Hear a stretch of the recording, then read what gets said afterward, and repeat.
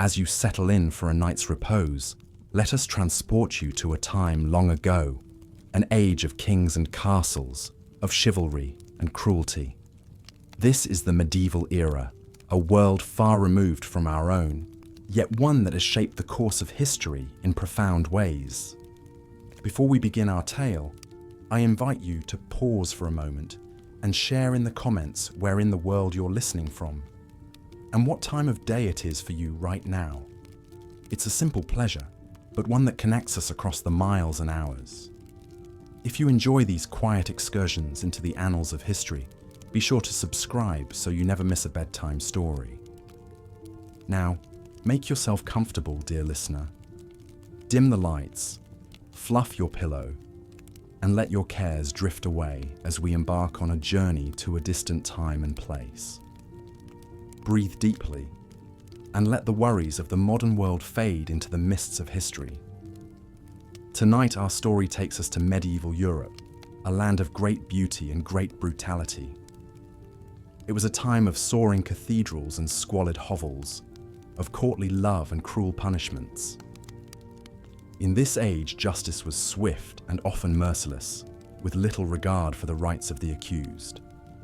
The concept of innocent until proven guilty was still centuries away, and the methods used to extract confessions were grim indeed. But before we delve into the darker chapters of medieval history, let us first set the scene. Imagine a world lit only by fire, where the flickering glow of torches and candles casts long shadows on stone walls. A world where the clang of swords and the thunder of hoofbeats are everyday sounds, where life is cheap and death is always close at hand. In this world, the social order was rigidly defined, with the nobility at the top and the peasantry at the bottom.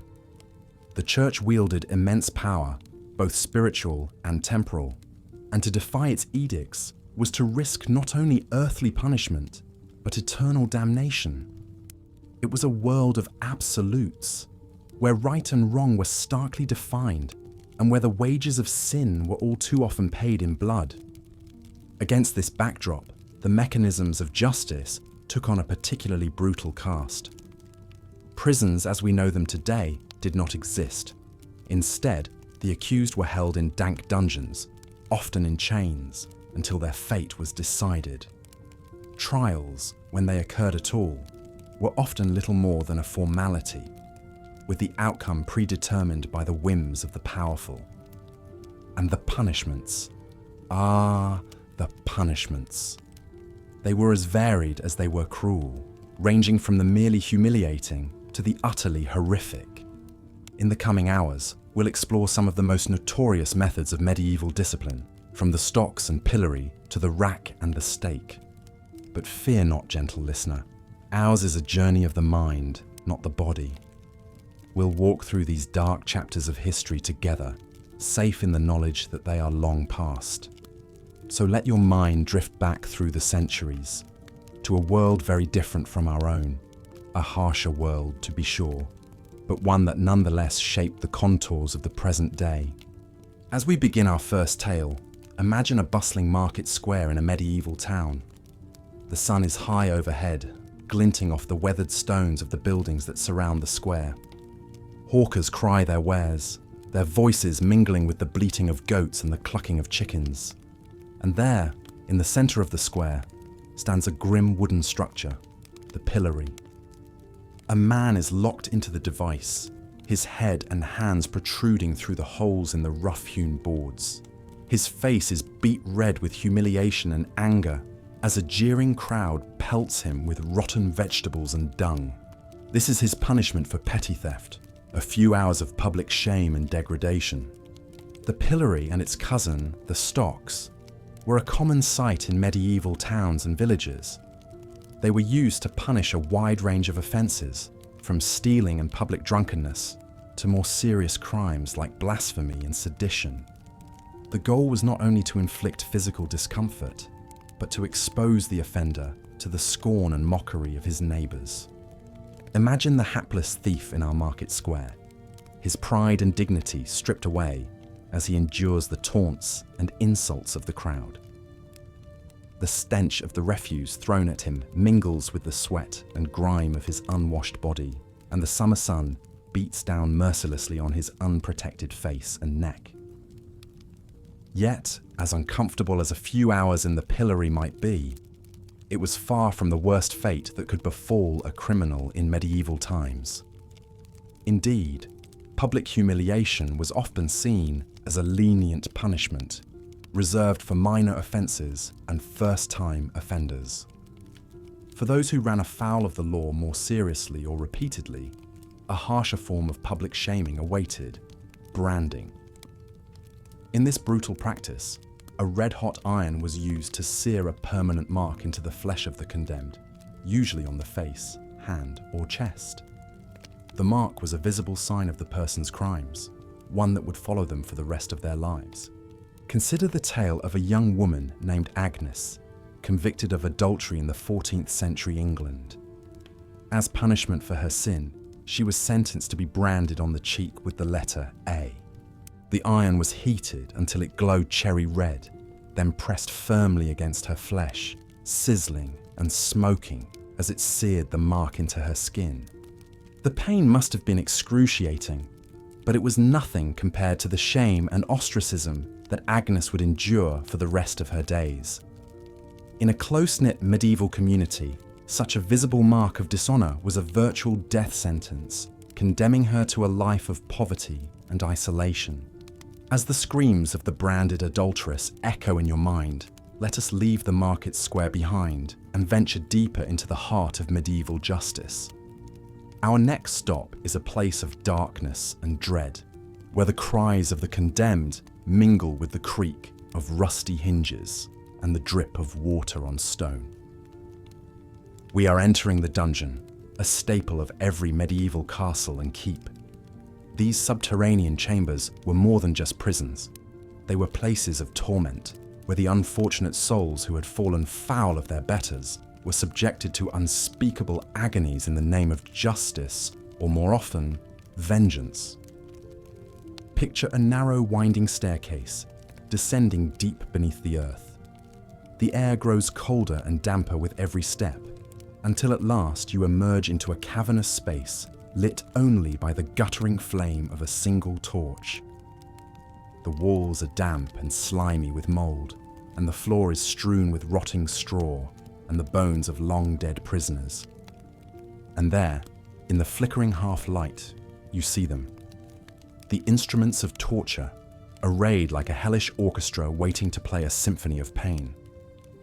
There are racks and wheels, iron maidens and thumbscrews, each designed to inflict the maximum amount of suffering on the fragile human form.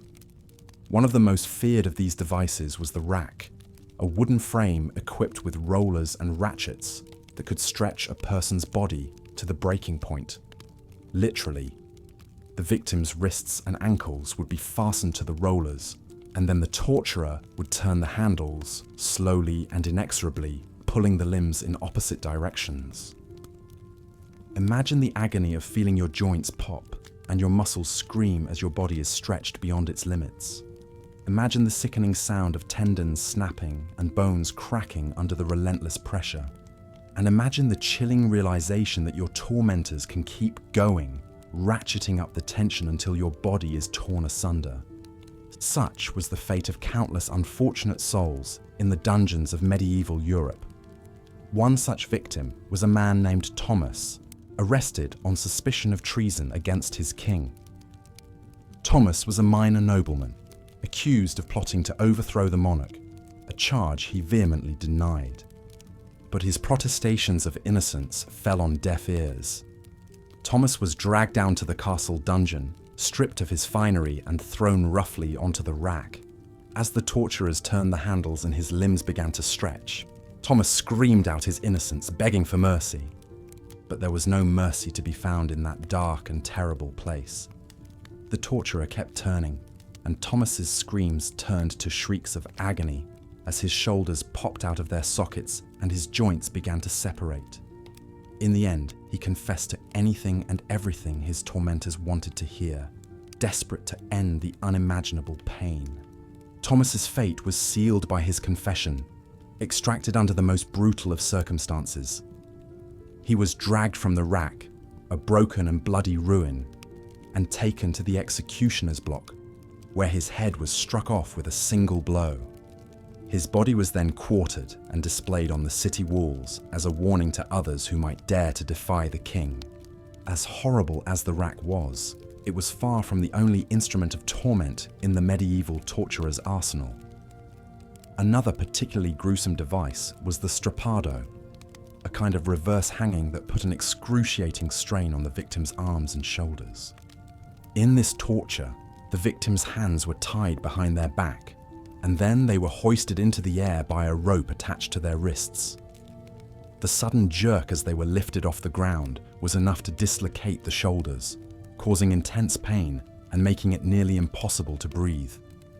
But the strappado was more than just a way to inflict pain. It was also used as a method of interrogation. As the victim dangled in agony, their tormentors would bombard them with questions, demanding confessions or information.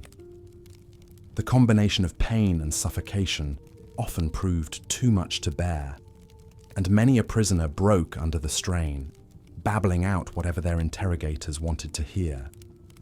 One particularly chilling account of the strappado comes from the memoirs of a 14th century Italian soldier named Giovanni. Captured by his enemies and accused of spying, Giovanni was subjected to repeated rounds of the strappado, each more agonizing than the last. In his own words, Giovanni describes the sensation of being hoisted into the air, his arms wrenched behind him at an impossible angle. He writes of the searing pain in his shoulders, the feeling of his muscles tearing and his bones grinding against each other.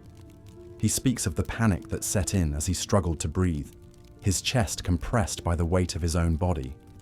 Through it all, Giovanni's captors hurled questions at him, demanding to know the location of his army's camp and the plans of his commanding officers. And though he held out as long as he could, in the end, the pain was too much to bear. With a choking sob, Giovanni betrayed his comrades, telling his tormentors everything they wanted to know. For his treachery, Giovanni was spared the worst of the punishments that awaited captured spies. But the memory of his ordeal in the strappado haunted him for the rest of his days, a reminder of the depths of human cruelty and the fragility of the human will. As the night wears on and your eyelids begin to droop, let us turn from the grim spectre of torture to the final, irrevocable punishment: death. In the medieval world, executions were a common sight, meted out for crimes ranging from theft and heresy to treason and murder. One of the most common methods of execution was also one of the simplest: beheading. Reserved primarily for nobles and those of high rank, beheading was seen as a relatively quick and merciful way to die, especially compared to some of the more gruesome alternatives. But even beheading could be botched, as the tragic tale of Mary, Queen of Scots, attests. Condemned to death for plotting against her cousin, Queen Elizabeth I of England, Mary faced her fate with regal composure, even making a joke as she laid her head on the block. "I have never had such grooms before to make me unready," she quipped, referring to the men who had helped her remove her outer garments. But Mary's composure was shattered when the executioner's first blow missed her neck entirely, striking the back of her head instead. Stunned and bleeding, Mary nevertheless remained conscious as the executioner readied himself for a second blow. This time, the axe found its mark, but only partially, becoming lodged in the Queen's neck. It took a third blow to finally sever Mary's head from her body, ending her life in a grisly and ignominious fashion. For those of lower rank, hanging was the usual method of execution. Crowds would gather to watch as the condemned were led to the gallows, their hands bound and their necks encircled by rough hemp rope.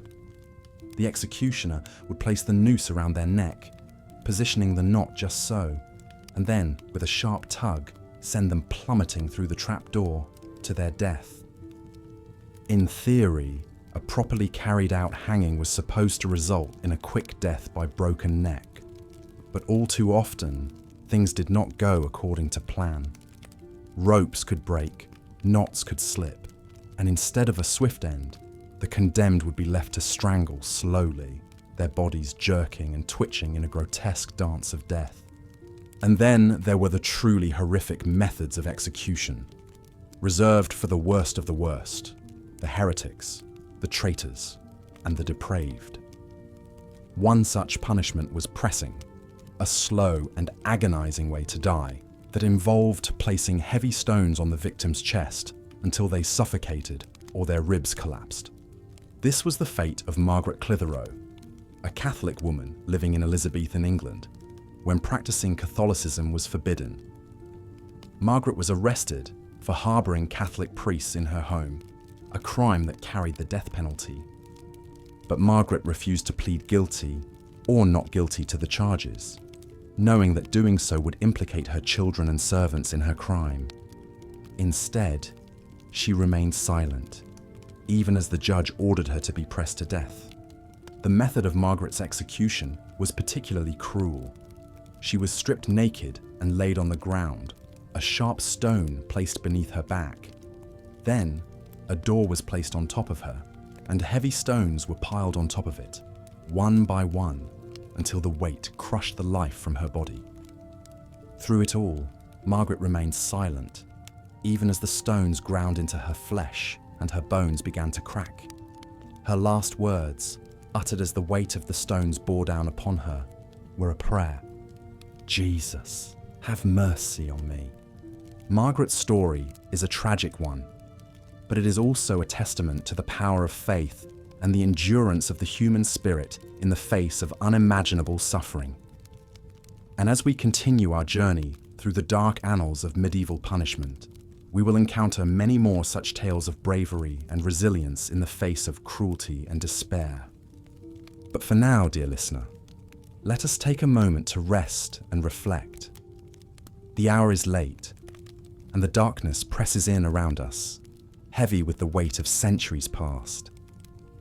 As you drift off to sleep, let your mind wander back to the grim dungeons and blood-soaked scaffolds of the medieval world, secure in the knowledge that those days are long gone, and that the sun will rise on a brighter, more just tomorrow. And when you wake, remember the tales we have told and the lessons they hold for us still. For though the world has changed much since the days of racks and iron maidens, the human capacity for cruelty and courage remains the same. It is up to us, in our own time, to choose which path we will follow, the path of brutality and fear, or the path of compassion and hope. But for now, dear listener, rest. Let the soft embrace of slumber enfold you, and dream of a world where justice is tempered with mercy, and where the light of reason shines bright against the darkness of ignorance and fear. Good night and pleasant dreams. Let us now turn to some of the most notorious executions in medieval history, those that aim to prolong the victim's agony as long as possible before finally granting them the mercy of death. Perhaps the most iconic of these is burning at the stake. The image of a condemned heretic or witch tied to a wooden post, consumed by hungry flames, has been seared into the collective imagination through countless depictions in art, literature, and film. But the grim reality was even worse than anything celluloid could conjure. The convicted prisoner would be led out to the town square, where a pyre had been erected. Bundles of dry firewood were stacked high, with a sturdy stake driven into the center. The victims' hands were bound behind them, and they were tied securely to the post, so there could be no hope of escape. Imagine the scene. A jeering crowd gathered to watch the spectacle, their faces flickering red and orange in the firelight.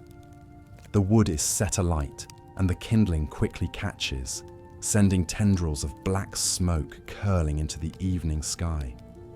The fire licks higher, crackling and spitting, until it fully envelops the helpless figure at its heart. Depending on the direction of the wind and the moisture in the wood, death could be mercifully quick. Smoke inhalation, rendering the victim unconscious before the flames truly began their terrible work. More often, though, it was an agonizingly protracted affair. A slow roasting, flesh blackening and peeling away to expose the raw muscle beneath. Eyeballs bursting in the heat, fluids boiling and evaporating until finally, mercifully, the heart ceased its frantic beating. One cannot help but shudder to imagine the sheer horror and pain endured by the likes of Joan of Arc, the young French warrior woman burned for heresy in 1431, or the 20 Anabaptists executed at the stake in Salzburg in 1528. Even the most stoic prisoner could not help but scream as the hungry flames consumed them.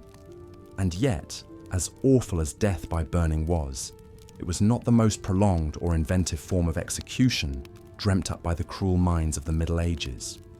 That dubious honour may well belong to the breaking wheel. A thick wagon wheel would be repurposed into an instrument of unimaginable brutality. The condemned would be spread-eagled on the ground, limbs extended, and the heavy wooden wheel placed on top of them.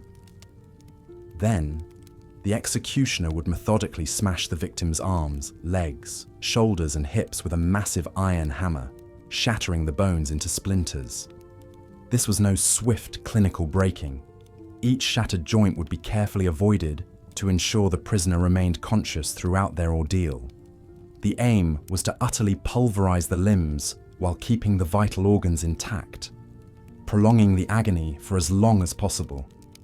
Once every bone had been systematically crushed to gravel, the mangled body would be woven through the spokes of the wheel and hoisted up on a tall pole, where it would remain on public display. Sometimes, the executioner would deliver a fatal coup de grace to the chest, the so-called blow of mercy. More often, though, the broken thing that had once been human would be left to the mercy of the elements and the carrion birds. By some accounts, it could take days for them to succumb to blood loss, shock, and dehydration under the burning sun. Imagine the sight of ragged crows perching on that shattered ribcage, picking at the jellied eyes and lolling tongue. One of the most detailed accounts we have of a medieval wheel execution comes from 1589. A notorious gang leader named Chrisman Ganipatenga was captured after years of banditry. Broken on the wheel in the town square of Bedburg, Germany, his ghastly remains were mounted on a pole along a major road as a grim warning to other would-be highwaymen. Such public executions served as a form of dark theatre in medieval times, a reminder of the price to pay for crossing those in power. But not every felon was granted the twisted mercy of a public send-off. For some, death would come far from the eyes of the crowd, but no less gruesomely. Deep in the bowels of the castle dungeon, a cauldron bubbles over a roaring fire. Foul-smelling steam wafts up from its churning depths. A stripped prisoner, hands bound, is led to the edge by grim-faced torturers. Perhaps he shudders in the dank chill. Perhaps he whimpers a last desperate plea for clemency. It will avail him naught. With rough hands, he is grasped and lifted over the lip of that terrible vat. Its contents are not water, but molten lead, boiling oil, or even burning pitch. He has only a moment to draw a final breath before he is plunged down into the scalding soup and held under, thrashing and writhing. The searing agony is unimaginable as the boiling liquid closes over him, forcing its way into eyes, nostrils, mouths, sizzling through hair and skin. Blisters erupt instantly, flesh sloughing off in pale strips to float on the surface. Trapped screams bubble up in the roil, unheard by any except the hardened executioners. Death is not instantaneous even now. It takes long minutes before the jerking and twitching ceases, before the prisoner's nerves are seared away and their brain finally boils in its skull. Only when the corpse is utterly still do the torturers draw it out with long metal hooks, unrecognizable, steam rising from the reddened ruin. While not as common as burning or breaking, boiling alive was a fate reserved for criminals, counterfeiters, and coin forgers in much of Europe. King Henry VIII introduced the practice to England in 1531, proclaiming it the penalty for murder by poison after a recent spate of suspicious aristocratic deaths. It is difficult to fathom the sheer depths of cruelty and sadism plumbed by the medieval mind in devising such punishments. But perhaps no method of execution quite exemplifies the dark ingenuity and ruthless brutality of the age as that inflicted upon the most hated and notorious traitors: hanging, drawing, and quartering. To our modern ears, it sounds almost absurd in its Baroque excess, an execution so elaborate and convoluted it defies belief. Yet this ritual butchery was enshrined in English law from the 13th century all the way up until 1867. The condemned man would first be tied to a hurdle or wooden frame and drawn by horse to the site of execution, usually a major crossroads or public square for maximum visibility. He was then hanged by the neck, but cut down and revived before the fatal asphyxiation could occur. Thus began an ordeal of such grotesque and unthinkable savagery, it is difficult to conceive of the minds that birthed it. The half-strangled traitor was stripped naked and splayed out before the bloodthirsty crowd. The executioner then took up a sharp blade and slit open his belly, reaching in to pull out yards of slippery intestine and steaming viscera. Contemporary accounts differ as to whether the entrails were then burned before the victim's fading eyes, or simply tossed into a waiting bucket.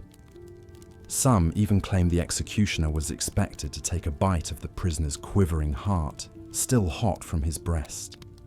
Though this may just be folk legend, the reality is scarcely less shocking. For even now, with guts unspooled in glistening ropes, the traitor still clung to the ragged edge of life. The final step was to hack the body into 4 pieces, literally to quarter it. Legs and arms were severed with axe or sword. Then the dripping remains were lifted high for all to see. The head and quarters would be mounted above the city gates, or sent to the 4 corners of the kingdom as a grim reminder of the king's power and reach. Picked clean by crows and withered by the elements, they might remain on display for months or even years afterwards. Can you imagine a death more cruel, more viscerally, intimately agonizing? Among the most famous to suffer this fate was William Wallace, the Scottish knight and leader of a rebellion against English rule, immortalized in the film Braveheart. Captured and convicted of treason in 1305, Wallace was stripped naked and dragged through the streets of London at the heels of a horse. He was then hanged, drawn and quartered, with his head dipped in tar and displayed on London Bridge, and his limbs sent to the 4 corners of the country as a warning against insurrection.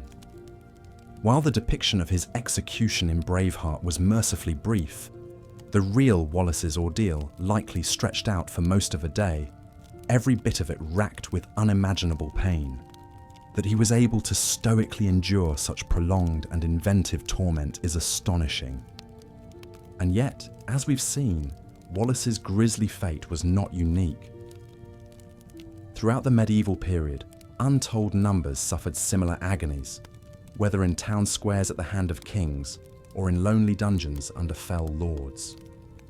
The vicious ingenuity employed in these cruel and unusual punishments is chilling to contemplate. Perhaps it speaks to some dark recess of the human imagination, a morbid fascination with suffering and death that found its ultimate expression in these theatrically ghastly displays of power and brutality. How else to explain such a prodigious investment of effort and creativity in devising newer and more agonizing ways to bid farewell to life? And yet, from our vantage point across the centuries, there is something almost comically absurd about the medieval approach to execution. As if in their zeal to inflict the ultimate penalty, they lost sight of the essential fact of mortality, that all lives, whether taken swiftly or sadistically, end the same. The headsman's axe and the torturer's pincers alike deliver their victims to the same dark door. No degree of agony, can alter that fundamental truth. In a sense, those who died quickly and cleanly under the sword or at the end of a rope were fortunate. Their suffering was brief, their ultimate fate no different than those who perished on the wheel or in the flames. And so we come to the end of our grim accounting of medieval cruelty. These barbaric practices may seem remote to us now, artifacts of a darker age when life was cheaper and power expressed itself through spectacle and savagery. Yet it behooves us to remember that the human capacity for cruelty and violence is far from extinct. The specific techniques may have changed, but the underlying impulses that animated the medieval torturer are still with us, in war zones and interrogation rooms and dark places where the strong prey upon the weak. If there is a lesson to be drawn from these blood-soaked pages of history, perhaps it is this: that we must be ever vigilant against our own worst impulses and work to build a society where such wanton cruelty is consigned to the past. A world where justice is tempered by mercy, and where we need not look over our shoulders in fear of the sword or the stake. It is a noble goal, if perhaps an elusive one. But as we drift off to sleep, let us dream of that better world and resolve to do our small part in making it a reality. Let the grim spectres of the breaking wheel and the boiling cauldron fade into the mists of history, and let us embrace a future where every life is cherished and none need live in fear of such horrors. For even the most hardened medieval executioner was once a child who dreamed of a gentler world. Perhaps, in honouring that innocent yearning, we can finally lay the ghosts of their victims to rest and build a society worthy of their memory.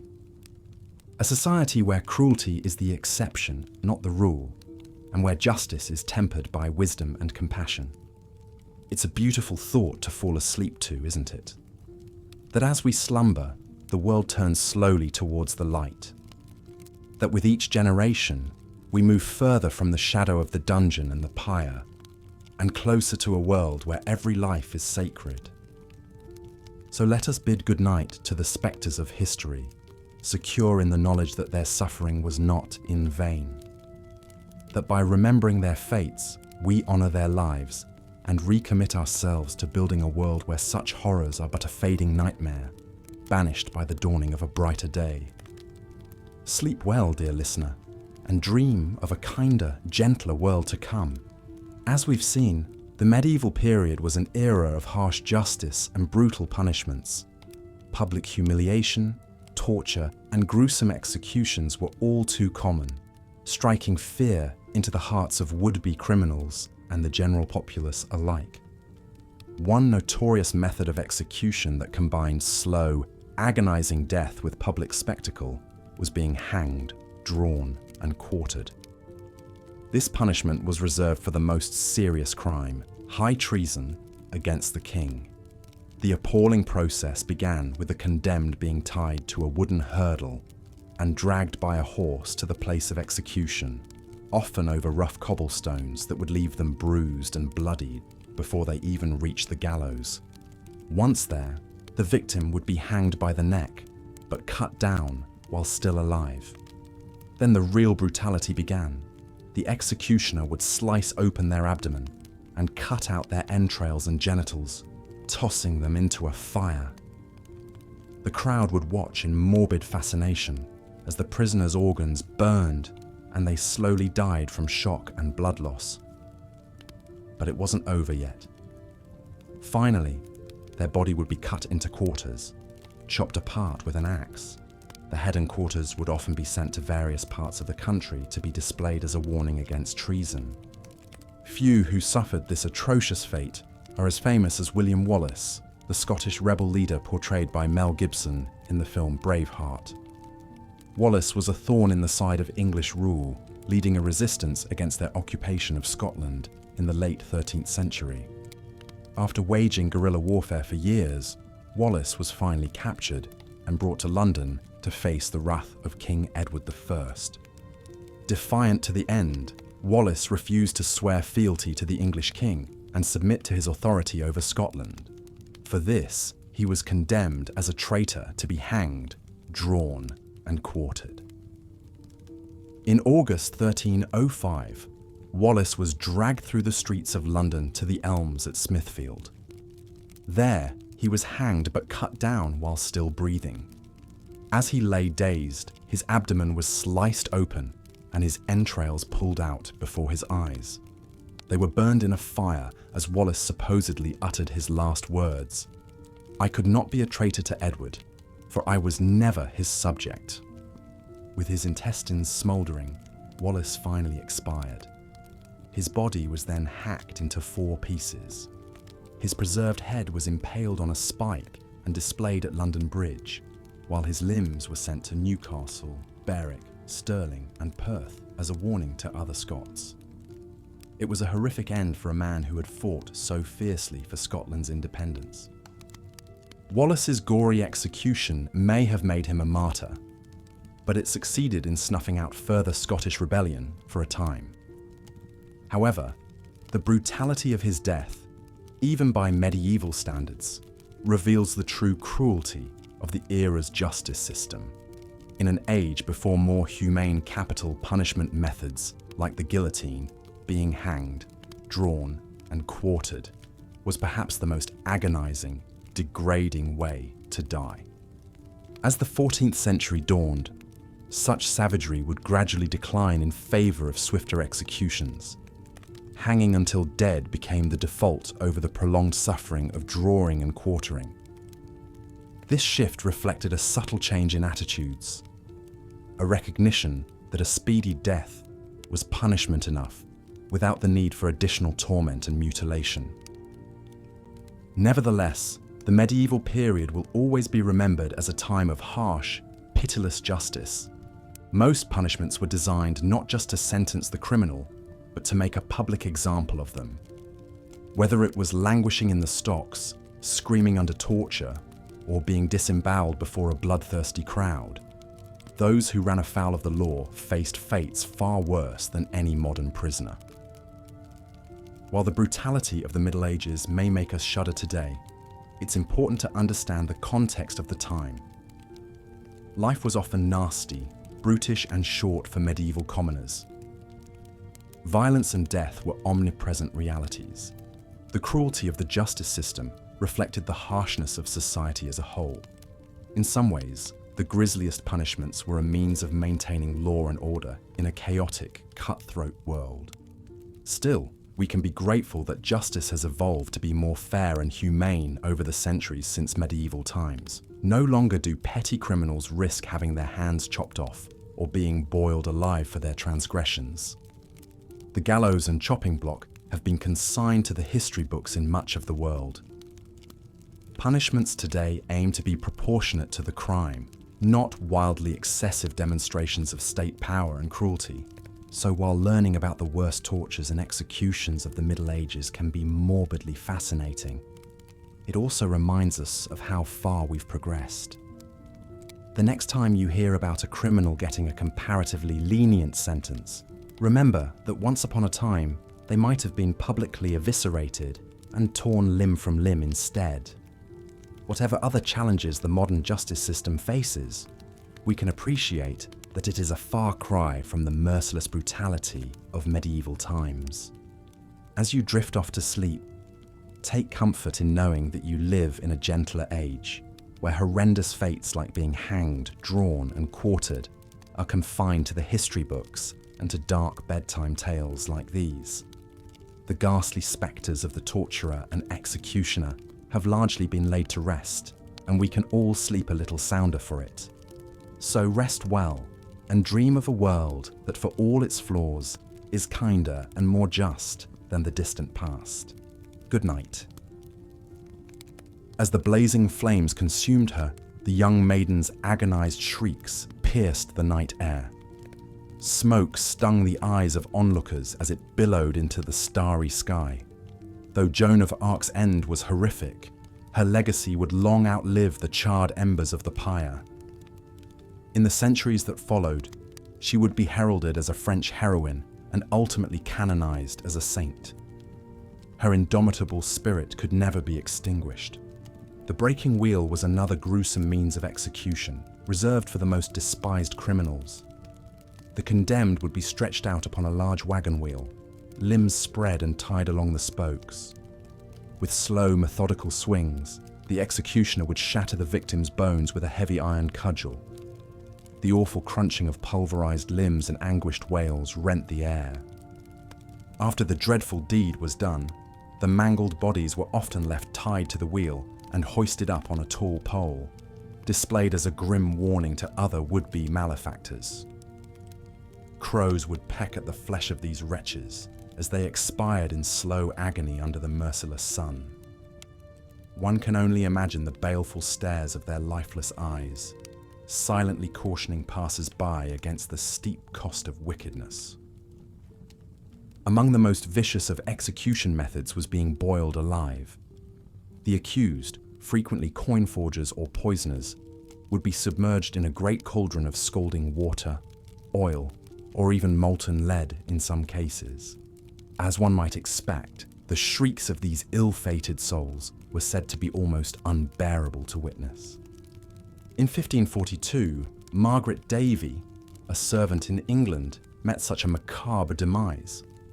She was convicted of fatally poisoning a man named John Burrell, her master. For this treacherous act, the sentence was to be boiled to death at Smithfield. As she thrashed and howled in the bubbling vat, the ghastly scene must have seared itself into the memories of all who watched.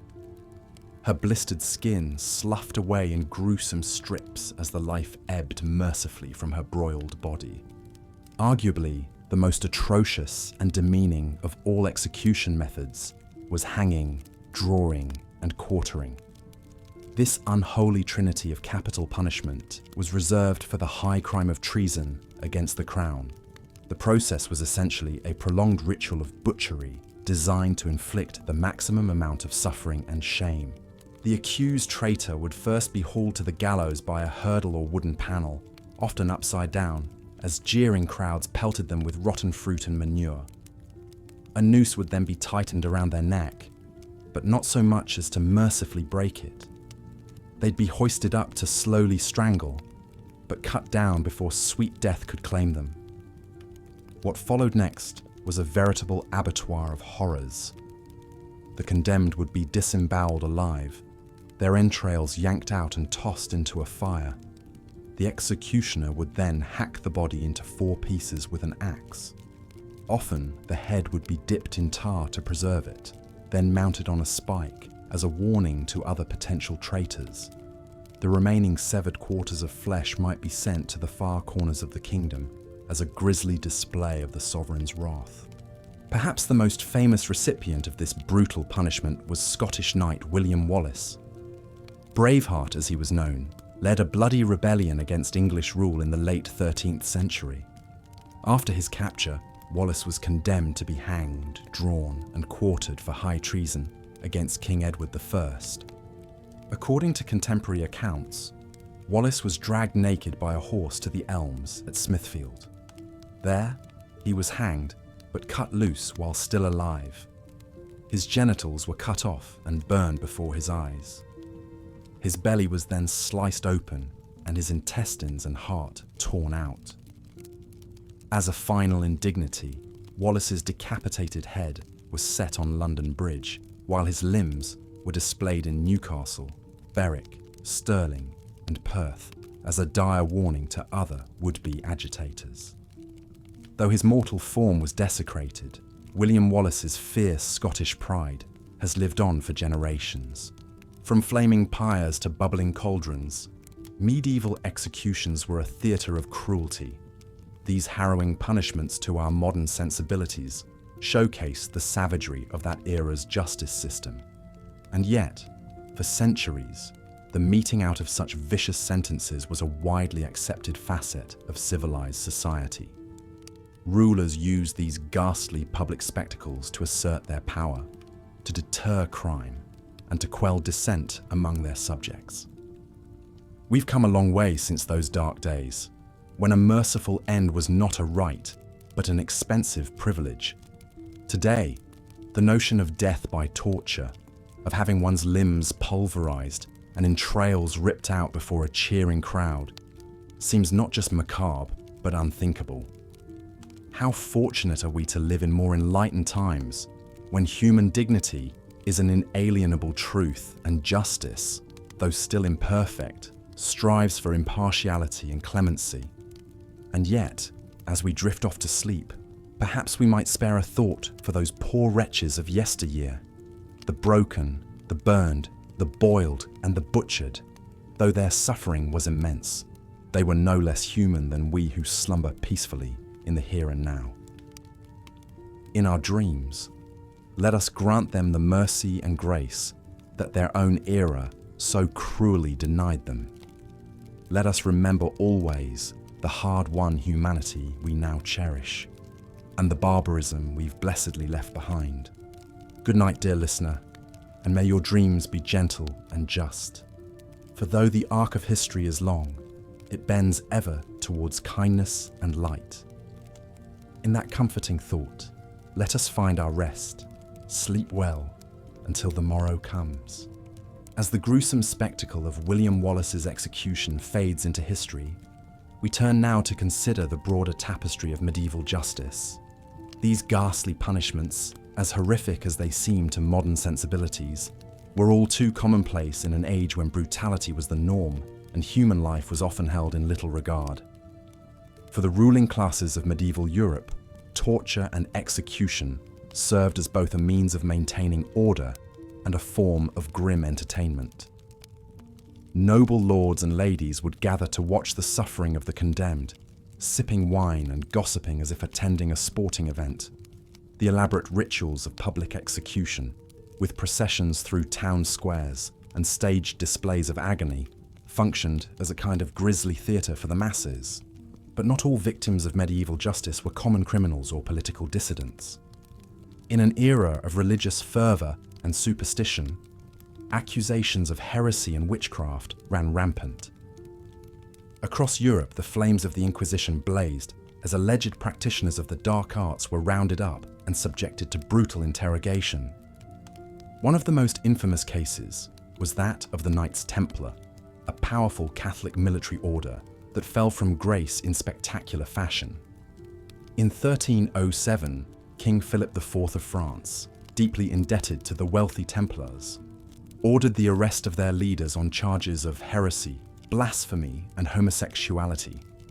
Under torture, many of the knights confessed to spitting on the cross and worshipping a demonic idol named Baphomet.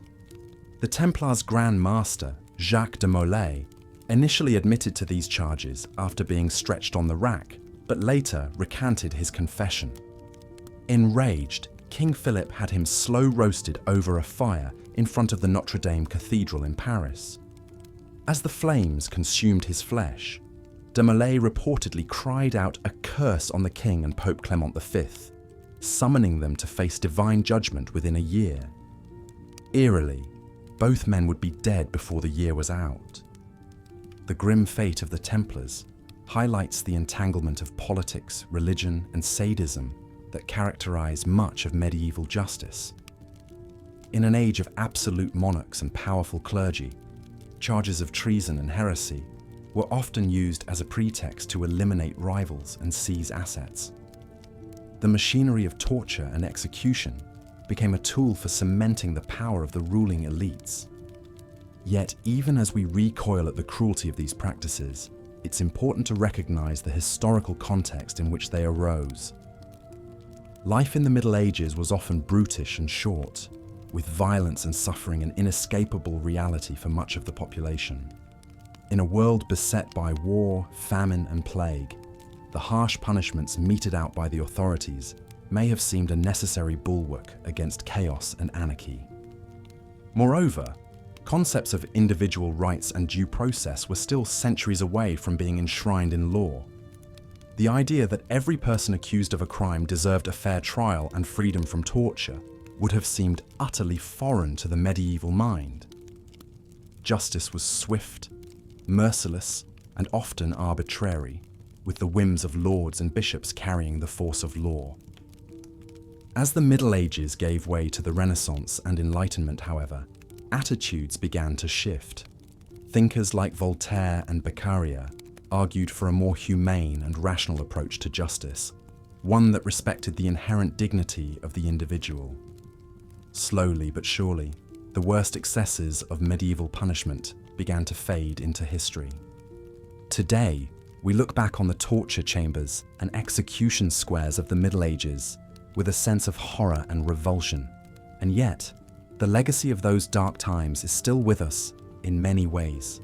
The use of torture as an instrument of state power persisted well into the modern era, from the dungeons of totalitarian regimes to the waterboarding of terror suspects in the 21st century.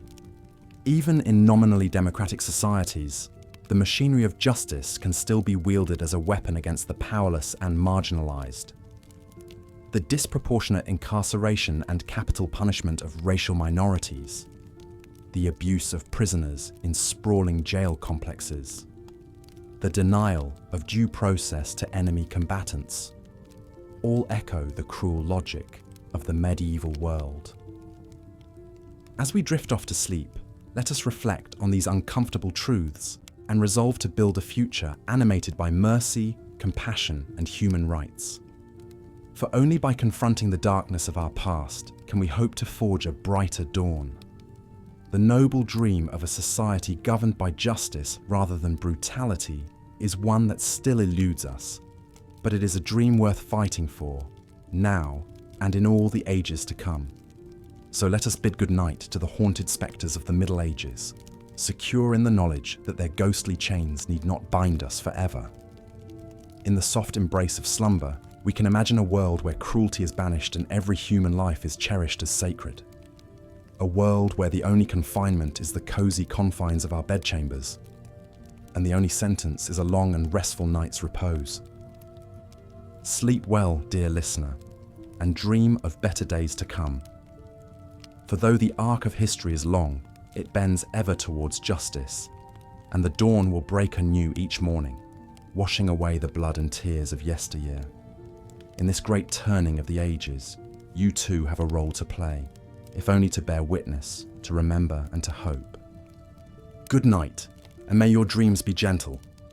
As we've seen, the breaking wheel was a particularly grim and gruesome medieval execution method reserved for the most hated criminals. The condemned would be tied spread-eagled to a large wooden wagon wheel, their limbs stretched out along the spokes. The executioner would then use a heavy iron hammer or bar to methodically smash the victim's bones, starting with the ankles and wrists and working inward. Each sickening crunch of splintering bone would be accompanied by the agonized screams of the condemned echoing through the town square.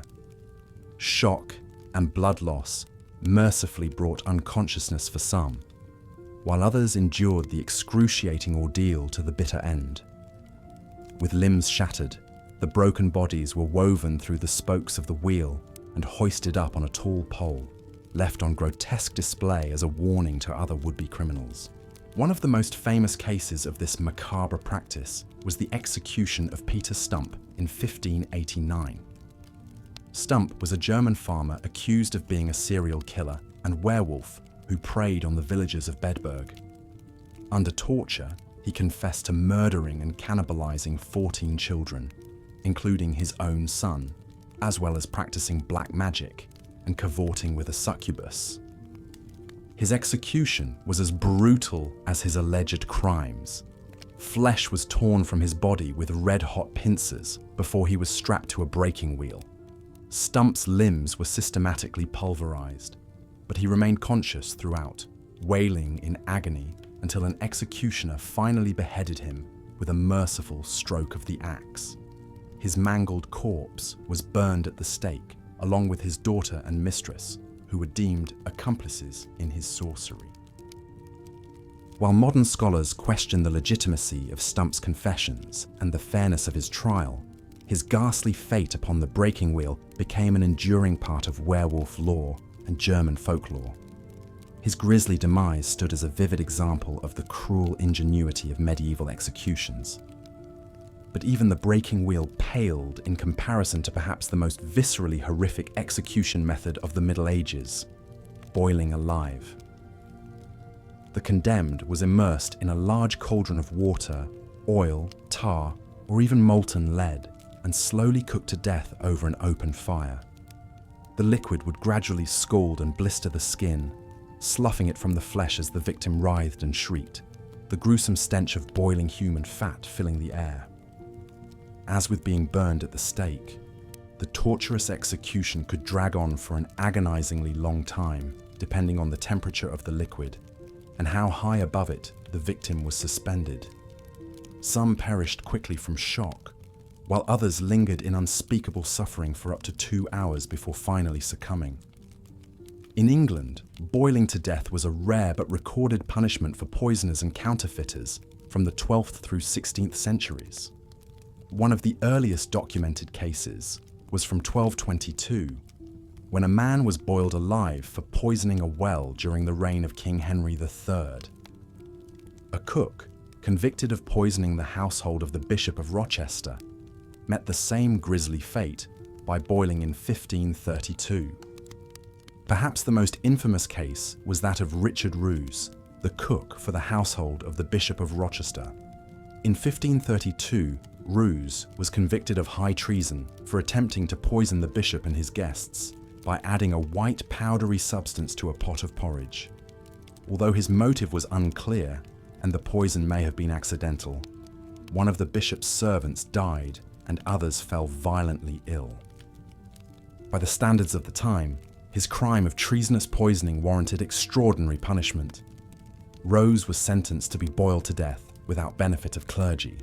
Chronicles describe how he was stripped naked, suspended by his waist with ropes over a scalding cauldron, and slowly lowered in.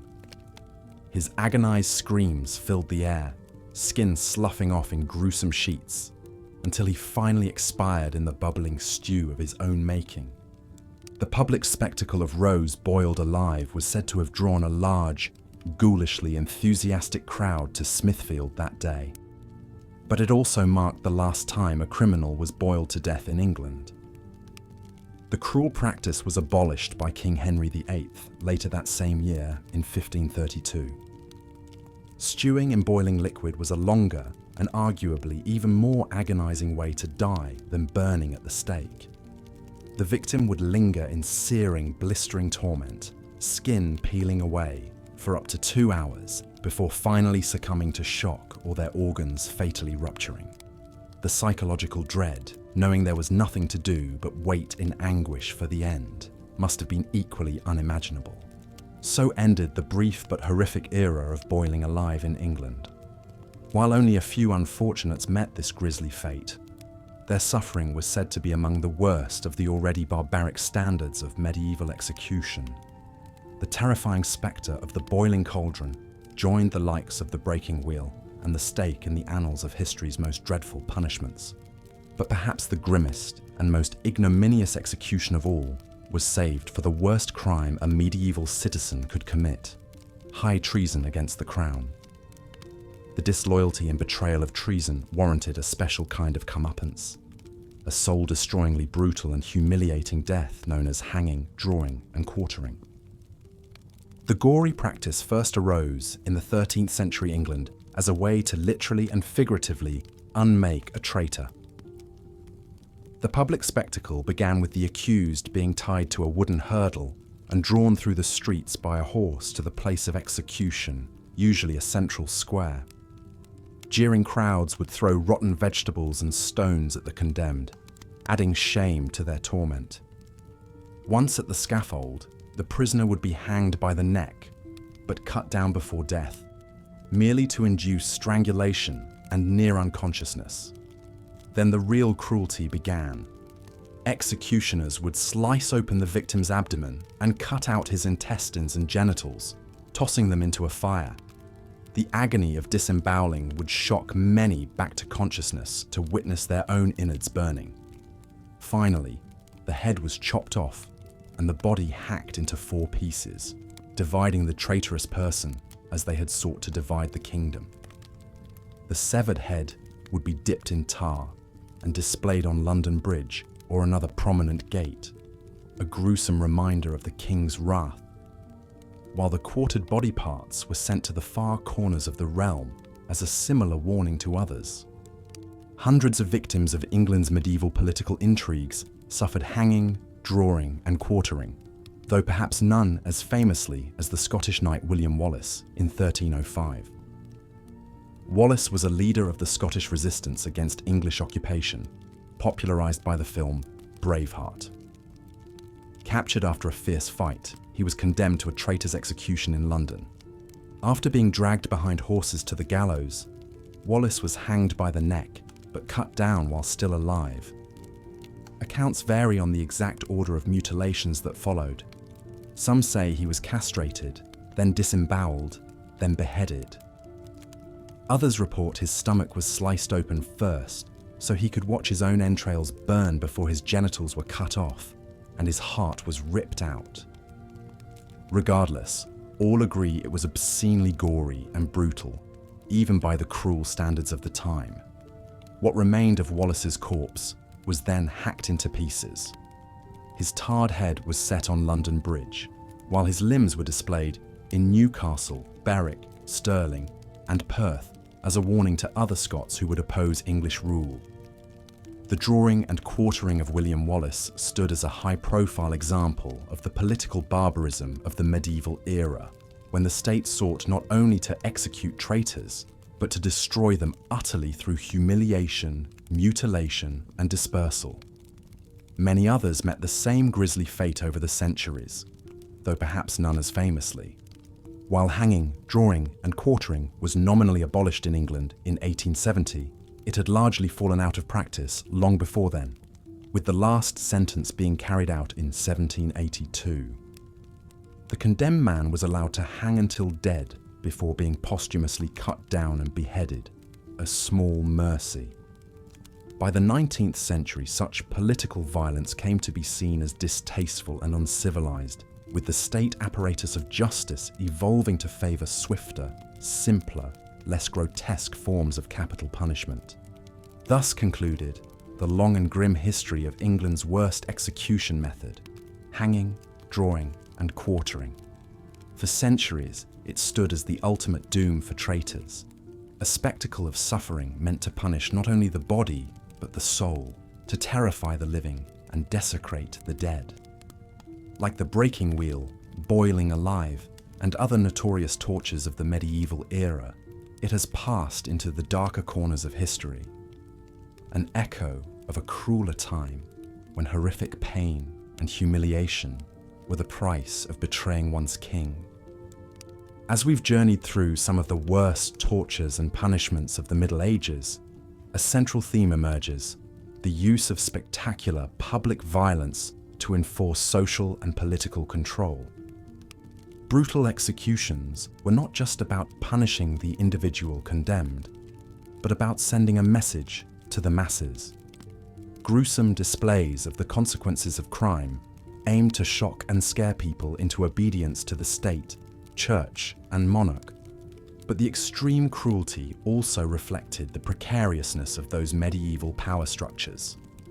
In an age of widespread poverty, inequality, and discontent, authorities lived in fear of rebellion and dissent from the populace.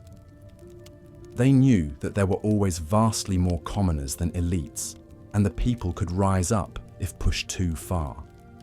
Grisly executions were a way to perform dominance and cow the citizenry into cowed compliance. The psychology of the crowd at public executions was a strange and complex thing. Though many likely watched with genuine horror, others derived a kind of grim satisfaction or even entertainment from the proceedings. Public mutilation and killing offered a brief catharsis and spectacle in lives that were otherwise short, hard, and dreary. The community came together to collectively purge a transgressor, scapegoat an evil, and vicariously experience some of the primal human fascinations with violence and death. Public executions also appealed to the inveterate human desire to feel morally superior. By literally placing a condemned criminal physically below them on the scaffold, the masses could reassure themselves that they were righteous and worthy in comparison, even as they took a guilty, voyeuristic thrill in the gruesome show. It was a way to make sense of a harsh world and find some symbolic justice in the punishment of others. But not all executions were primarily about justice, as in the case of many accused heretics and religious minorities. The gruesome killing of Jews, Muslims, and accused witches was more about enforcing social conformity and purity than punishing any actual crime. Prejudice and paranoia fueled witch hunts and pogroms, with torture-induced confessions justifying horrific ends. The visceral suffering of burning was a physical manifestation of the eternal hellfire that supposedly awaited the souls of those who strayed from the one true faith. Yet for all their brutality, public punishments could also elicit some sympathy for the condemned. Watching a person endure extreme agony had a way of humanizing even the lowliest criminal. Some particularly prolonged executions, like the botched burning of a penitent woman, or the stoic resignation of a beloved community healer accused of witchcraft, could prompt a disturbing mix of grim satisfaction and uneasy pity in observers. It was this unsettling sense of complicity and shame that gradually eroded public appetite for the worst medieval execution methods. The Enlightenment brought new ideas about the state's right to torture and kill citizens. Reformers argued that if the people were the ultimate source of the government's authority, the justice system should reflect the people's evolving sense of decency and humanity. It came to be seen as hypocritical for the state to punish murder with even grosser, premeditated murder. Ritual mutilation and execution moved behind the walls of prisons, becoming more sanitized and bureaucratized. The public spectacle shifted from the criminal's destroyed body to the solemn dignity of the legal process itself. Modern executions like lethal injection minimize physical suffering and disorder, hiding the messier biological realities of death. This allows the state to kill while maintaining a stance of moral rationality and decorum. There is a cold, clinical detachment to modern capital punishment that stands in contrast to the visceral gore and clamor of the medieval gallows and scaffold. We have come a long way from the days when a convict's entrails were ripped out and waved in his face before a cheering crowd. Yet we still grapple with many of the same fundamental questions about crime, punishment, and the right of the state to kill in the name of justice. Our sanitized executions behind prison walls may spare us the messy brutality of the past, but they can also allow us to avoid reckoning with the full gravity and enormity of the act. In a way, the sheer honest horror of medieval punishments forced society to confront the human costs of harsh justice in all its blood and agony. A burning or beheading was impossible to ignore, and its memory seared itself into the minds of all who witnessed it. So perhaps there is some value and necessity in revisiting these dark chapters of history, not to revel in the gore and suffering, but to remember the human capacity for both cruelty and endurance in the face of it. The tortured bodies and souls of the Middle Ages still have something to teach us about the ongoing quest to balance justice, morality, and power in our imperfect human societies.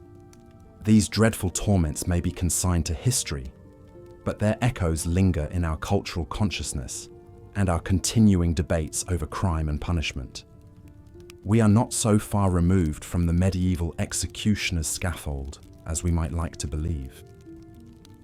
But in remembering the very worst of what we once inflicted on each other, we can renew our resolve to build a future of greater wisdom, mercy, and light. As we've seen, the medieval period was a time of harsh justice and brutal punishments. Even minor crimes could result in severe consequences, and those deemed the worst offenders faced unimaginably cruel fates. Public humiliation, torture, and execution were all too common in an age when life was often nasty, brutish, and short. One of the most influential figures in shaping medieval justice was King Henry II of England. Born in 1133, Henry was a powerful and ambitious monarch who sought to strengthen royal authority and establish a more centralized system of law. He introduced a number of key legal reforms, including the use of trial by jury and the appointment of professional judges to oversee cases. Henry's reforms laid the foundation for English common law, which would go on to shape legal systems around the world. However, his legacy is not without controversy. Like many medieval rulers, Henry could be ruthless in dealing with those who opposed him. In 1170, he famously clashed with Thomas Becket, the Archbishop of Canterbury, over the rights and privileges of the Church. According to contemporary accounts, an enraged Henry uttered words that were interpreted as a command to kill Becket. 4 knights, loyal to the king, rode to Canterbury Cathedral, where they brutally murdered the Archbishop as he prayed at the altar. Becket's martyrdom sent shockwaves through medieval Europe and left a lasting stain on Henry's reputation. As penance for his role in Becket's death, Henry was forced to perform a public act of humiliation. In 1174, he walked barefoot through the streets of Canterbury while being flogged by a group of monks. This act of contrition may seem extreme by modern standards, but it reflects the pervasive religiosity of the age and the belief in the power of public penitence. Of course, not all punishments in medieval times were quite so high profile. For most ordinary people, the reality of justice was far more mundane, though no less brutal. Petty criminals and social outcasts were often subjected to a range of public humiliations designed to shame and ostracize them from the community. Imagine, if you will, a young man named Thomas, a peasant living in a small English village in the 13th century. Thomas has been caught stealing a loaf of bread from the local baker, a crime driven by hunger and desperation. As punishment, he is sentenced to a day in the stocks, a wooden device that restrains the hands and feet, leaving the offender vulnerable to public ridicule. Picture Thomas as he is led out into the village square, his head and hands locked into the heavy wooden frame.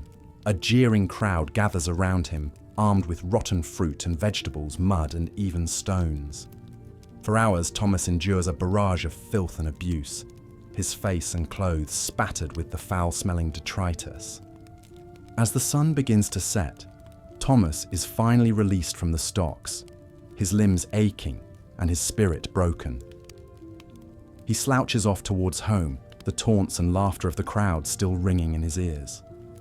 For a simple act of theft, he has been subjected to a brutal and humiliating ordeal, one that will mark him as a social pariah for years to come. Thomas's story is a fictional one, but it reflects the grim realities faced by countless ordinary people in medieval times. For those on the margins of society, even a minor transgression could result in severe and lasting punishment. In a world where starvation and deprivation were commonplace, the theft of a loaf of bread could be seen as a serious crime against the social order.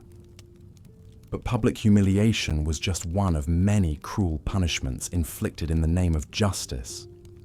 In the shadowy corners of medieval dungeons and torture chambers, even more horrific fates awaited those accused of more serious offences. How horrific some of those punishments must have been to endure, or even to witness as a spectator in the jeering crowds.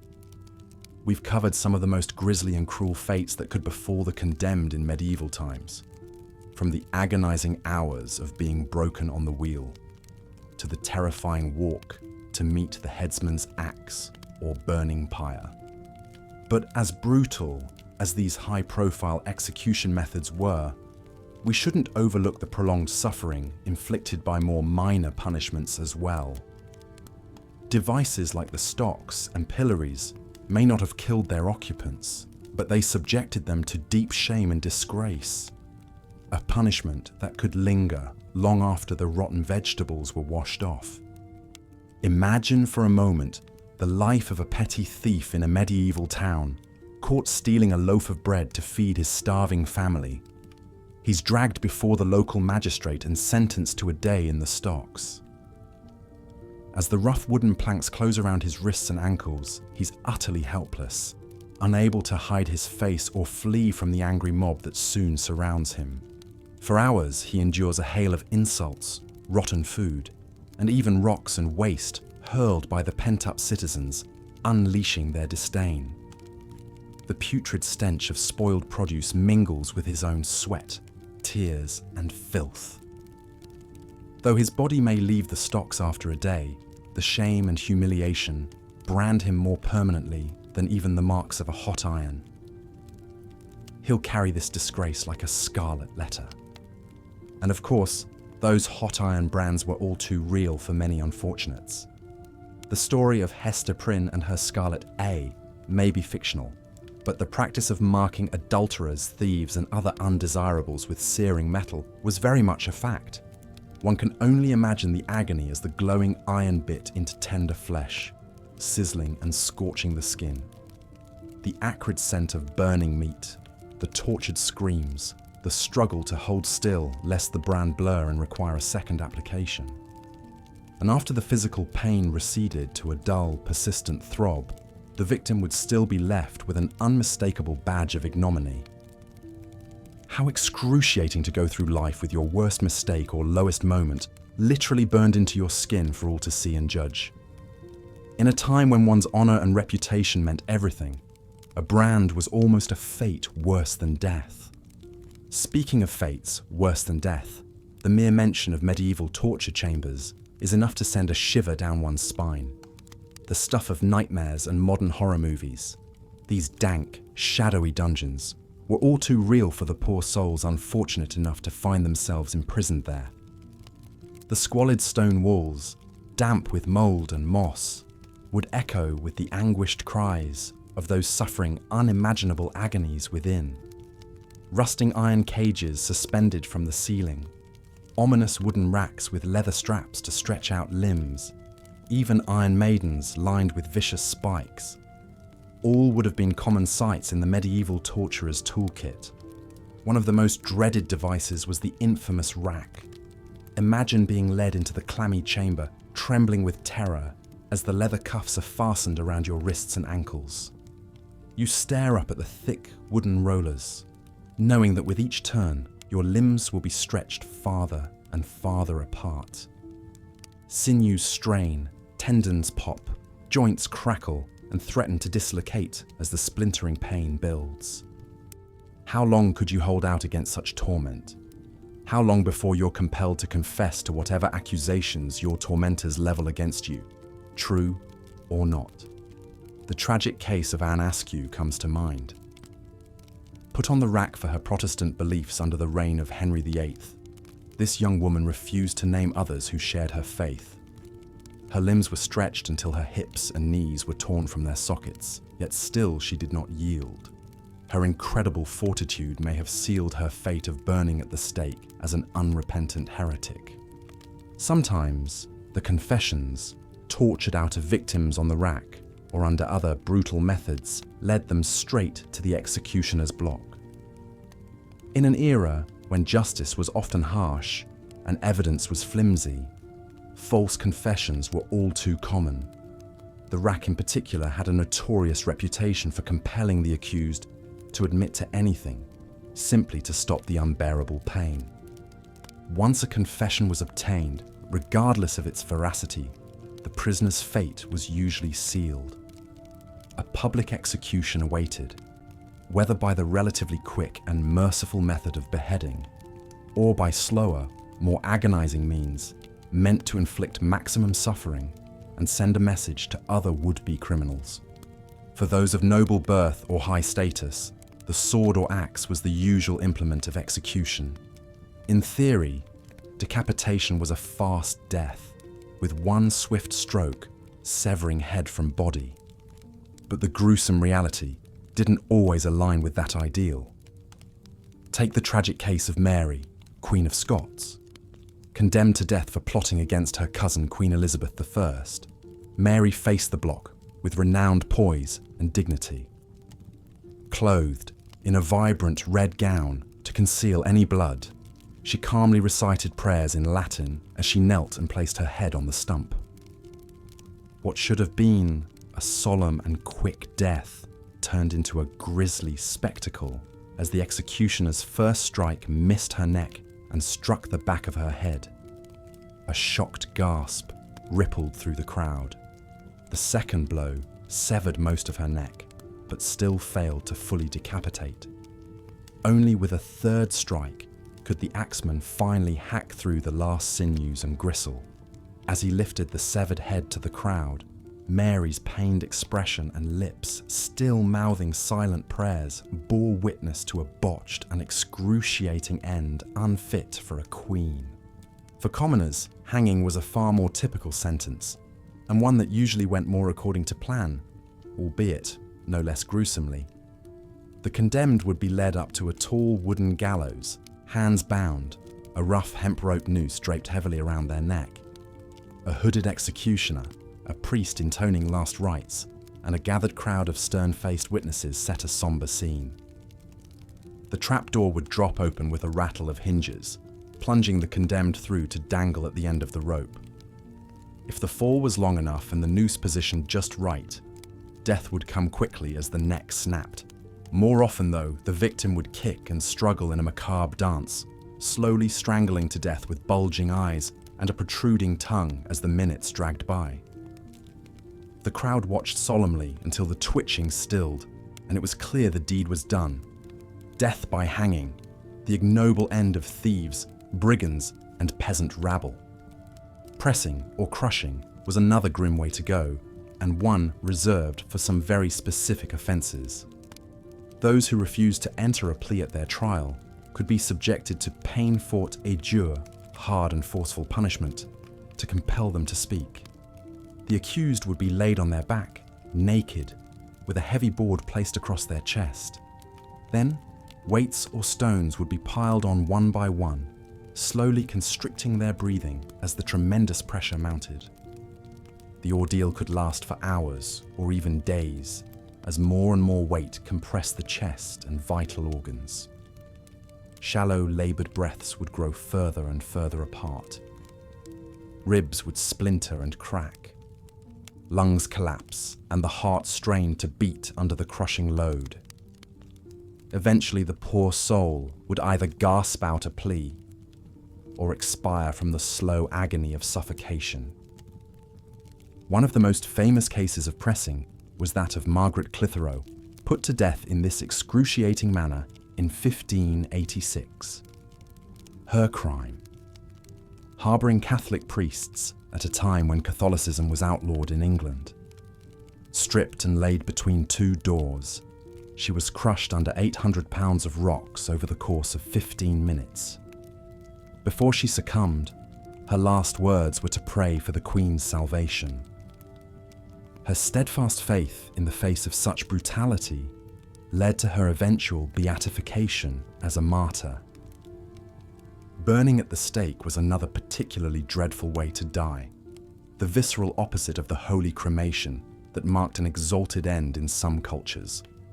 In medieval Europe, death by burning was reserved for sins of the soul and crimes against the church, punishments for heretics, blasphemers, and unrepentant witches. The condemned would be led to a towering pyre stacked high with bundles of dry kindling and tar-soaked logs. A stout wooden post rose from the centre, adorned with iron shackles or chains. As the prisoner was bound tightly to the stake, priests would make one final attempt to extract a confession and reconciliation with the church, the only path to salvation for their mortal soul. Whether they recanted or stood firm, the results were the same. Unforgiving flames would soon envelop them. Imagine the tremendous heat from the roaring blaze lapping at your skin, scorching your feet, making each breath sear your lungs. Cinders and sparks sting your eyes as stinging, acrid smoke clogs your nostrils. As tongues of fire lick higher, they blister and blacken the skin, rupturing and peeling it away in gory flaps and strips. One can only pray that the caustic smoke suffocates and kills before the flames fully engulf the body. Such was the torturous fate of the famous Joan of Arc, the defiant young maiden who led the French army against the English.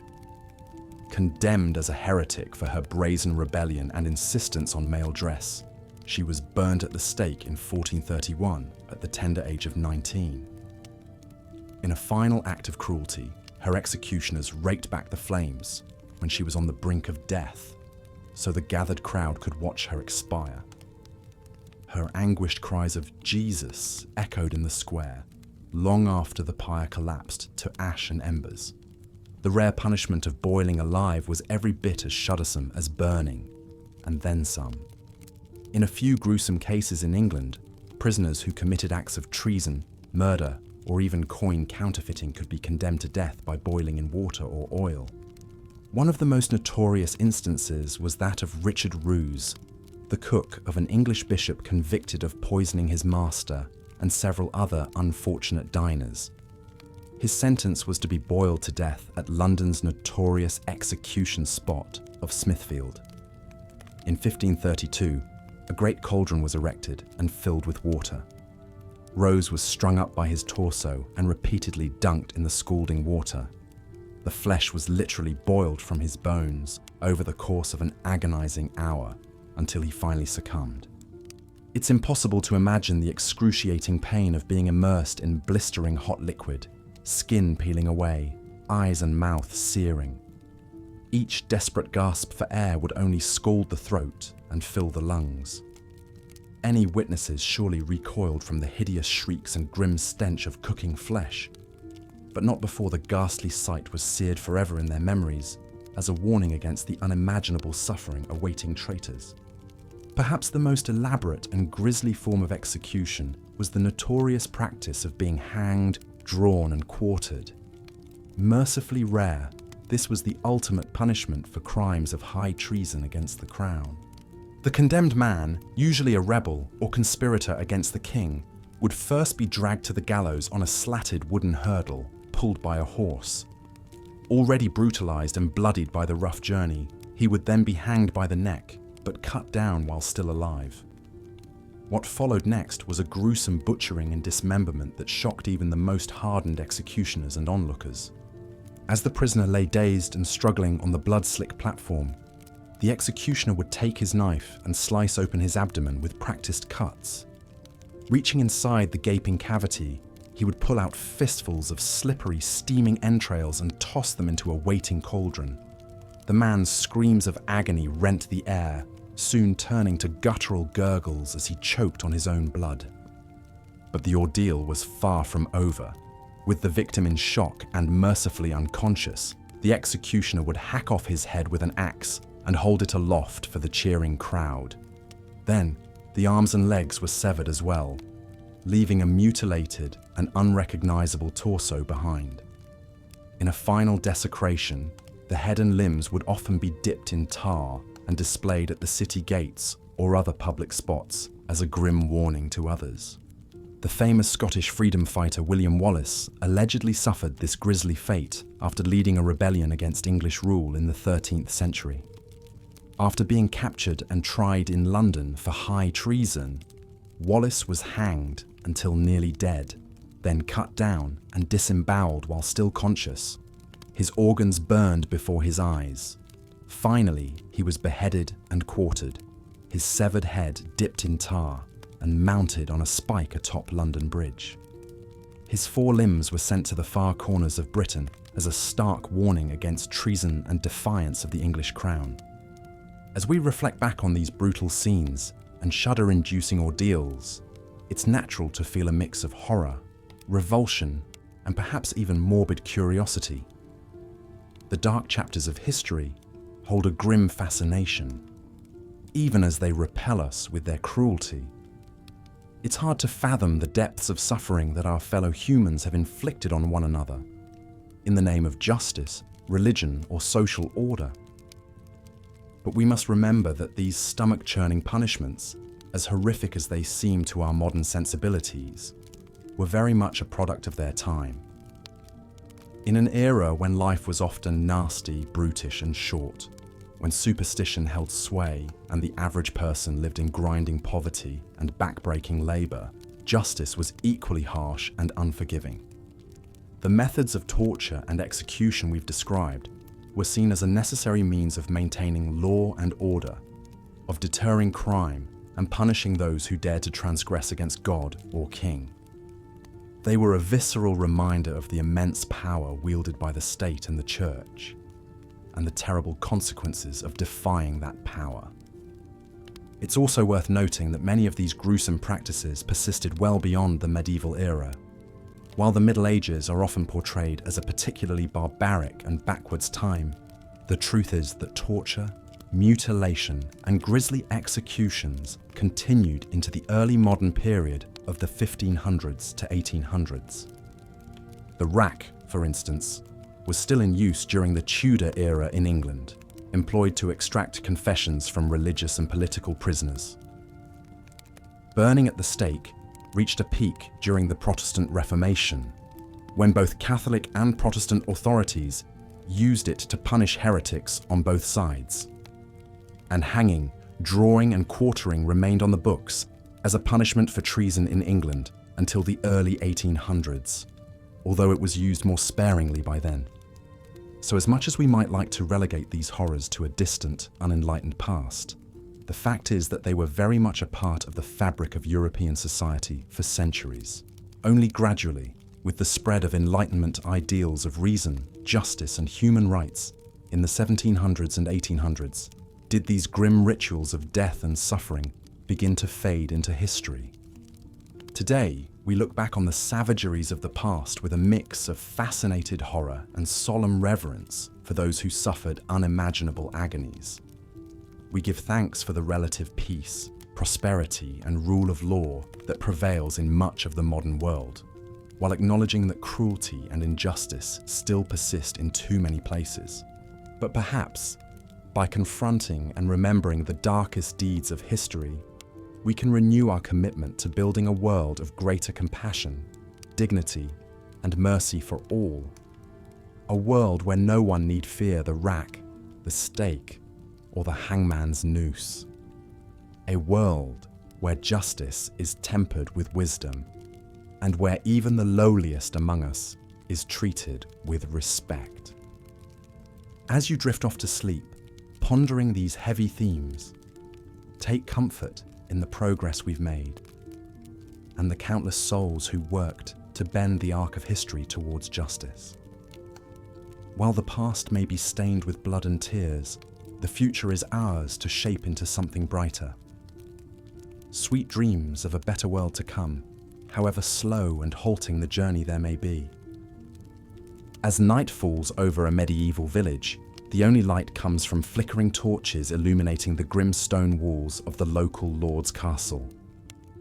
For the unfortunate souls imprisoned within those walls, the darkness brings no respite, only the dread of what new torments the morning may bring, because in these brutal times, the penalties for crimes both great and small are often horrific beyond imagination.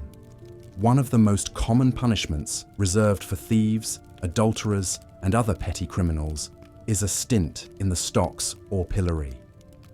Picture, if you will, a hapless peasant, perhaps a young man who stole a loaf of bread to feed his starving family.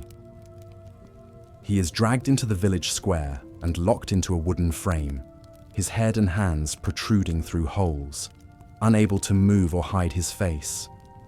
For hours or even days, he is subjected to the jeers and taunts of the locals, who pelt him with rotten fruit and vegetables until he is covered in putrid filth. The stench attracts flies, which buzz around his head incessantly. His muscles cramp agonizingly, but he cannot shift position. It is a slow, humiliating torture. For more serious offenses, the punishments grow harsher still. Thieves may be subjected to branding, their flesh seared with a red-hot iron bearing the letter T as a permanent mark of their crimes. Imagine the acrid scent of burning skin, the screams of agony as the iron is pressed into the cheek or forehead, leaving a ravaged, blistered wheal. The pain is excruciating, but the shame is in some ways worse. From that day forward, the marked criminal is shunned by all, unable to find work or lodging, forever an outcast. One such branded thief was a woman named Alice Reeves in the 14th century London. Desperate to provide for her 3 young children after her husband died, Alice pilfered a silver candlestick from a merchant's home, where she worked as a maid. She was caught trying to pawn the item. At her trial, the court decreed that as this was her first offence, she would be spared execution. Instead, she would be branded on the cheek and released. As the iron was heated in the courtroom fireplace, Alice trembled and wept, begging for mercy. Her pleas fell on deaf ears. The bailiff seized her head and pressed the searing metal against her face as she screamed. The stench of burnt flesh filled the chamber. When the iron was removed, it took some of her skin with it, leaving the T burned into her cheekbone. Alice was cast out onto the street, crying in pain and despair, her life forever ruined by one desperate mistake. But even branding pales in comparison to the ordeals inflicted on prisoners in torture chambers. Many medieval castles had these dank, windowless cells, where the work of extracting confessions took place away from prying eyes. The dungeons reeked of mould, human waste, and fear. In the flickering torchlight, an array of gruesome devices hung on the walls: tongs, pincers, irons. When the castle's lord or inquisitor wished to interrogate a prisoner, they would have the accused brought to the chamber in shackles. A common torture was the rack, a wooden frame fitted with ropes and cranks. The prisoner would be tied down, arms and legs outstretched. Then the torturer would turn the cranks, tightening the ropes, slowly stretching the limbs. Joints would strain against their sockets. Ligaments would start to tear. Bones would crack. The agony was unbearable. Many prisoners would confess to anything, true or not, just to make the pain stop. Imagine a man accused of plotting against his king, dragged screaming to the rack in the middle of the night. He proclaims his innocence even as his arms are wrenched up above his head and his ankles bound. The splintery wood digs into his back as the ropes pull tighter and tighter. He prays aloud, promising God that he will be good, that he will never sin again if only the torment will end. The crank turns. His shoulders start to pop from their sockets, and his prayers dissolve into agonized wailing. The torturer asks again for a confession. At first, the prisoner refuses, but as the pressure builds and his muscles begin to tear, he breaks. In a hoarse, ragged scream, he admits to treason, black magic, devil worship, anything his accuser suggests. All lies, but the lies will buy him a quicker death than the slow ruin of the rack. Torture was not limited to stretching. Thumbscrews were a common and excruciating method of extracting information. These crude metal vices were tightened around the fingers or toes, slowly crushing them to pulp as the prisoner shrieked in agony. The pain was so intense that many victims would pass out. They would be revived with buckets of freezing water, only to have the screws tightened further until the bones splintered. The ruined digits would often have to be amputated later, leaving the survivor maimed. Another brutal technique was the strappado, a kind of reverse hanging. The accused would have their hands bound behind their back and then be hoisted into the air by a rope tied to their wrists. The weight of their body would wrench their arms backward and upward, dislocating the shoulders with a sickening pop. Prisoners would be dropped and raised repeatedly, each time tearing the joints further out of their sockets until they confessed or lost consciousness. Some accounts describe weights being tied to the victim's feet to increase the strain on the arms. It was an absolutely excruciating ordeal. One of the best documented cases of strappado torture was that of the Templar Knights in the early 1300s. This powerful Catholic military order was accused of heresy and witchcraft by King Philip IV of France, who coveted their wealth. Dozens of Templars, including the elderly Grand Master Jacques de Molay, were arrested and brutally tortured by royal inquisitors. Many of the knights were subjected to the strappado over and over, their shoulders wrenched out of place until they signed false confessions. Some had their feet held over flames to increase their agony. Under such duress, it's no wonder these battle-hardened warriors broke and admitted to all manner of blasphemy and depravity. In the end, de Molay and many of his men were burned at the stake based on confessions extracted through torture. It was a grim end to a once noble order. As horrific as torture was, at least its victims usually survived, if maimed and traumatized. Those condemned to execution faced an even more nightmarish fate. One of the milder execution methods was beheading. It was considered a quick, merciful death, and was thus often reserved for nobles and royalty. In reality, beheading was still a gory, agonizing ordeal. Contrary to popular belief, the severed head does not die instantly. Experts believe it may retain consciousness for up to 10 seconds based on studies of other guillotined animals.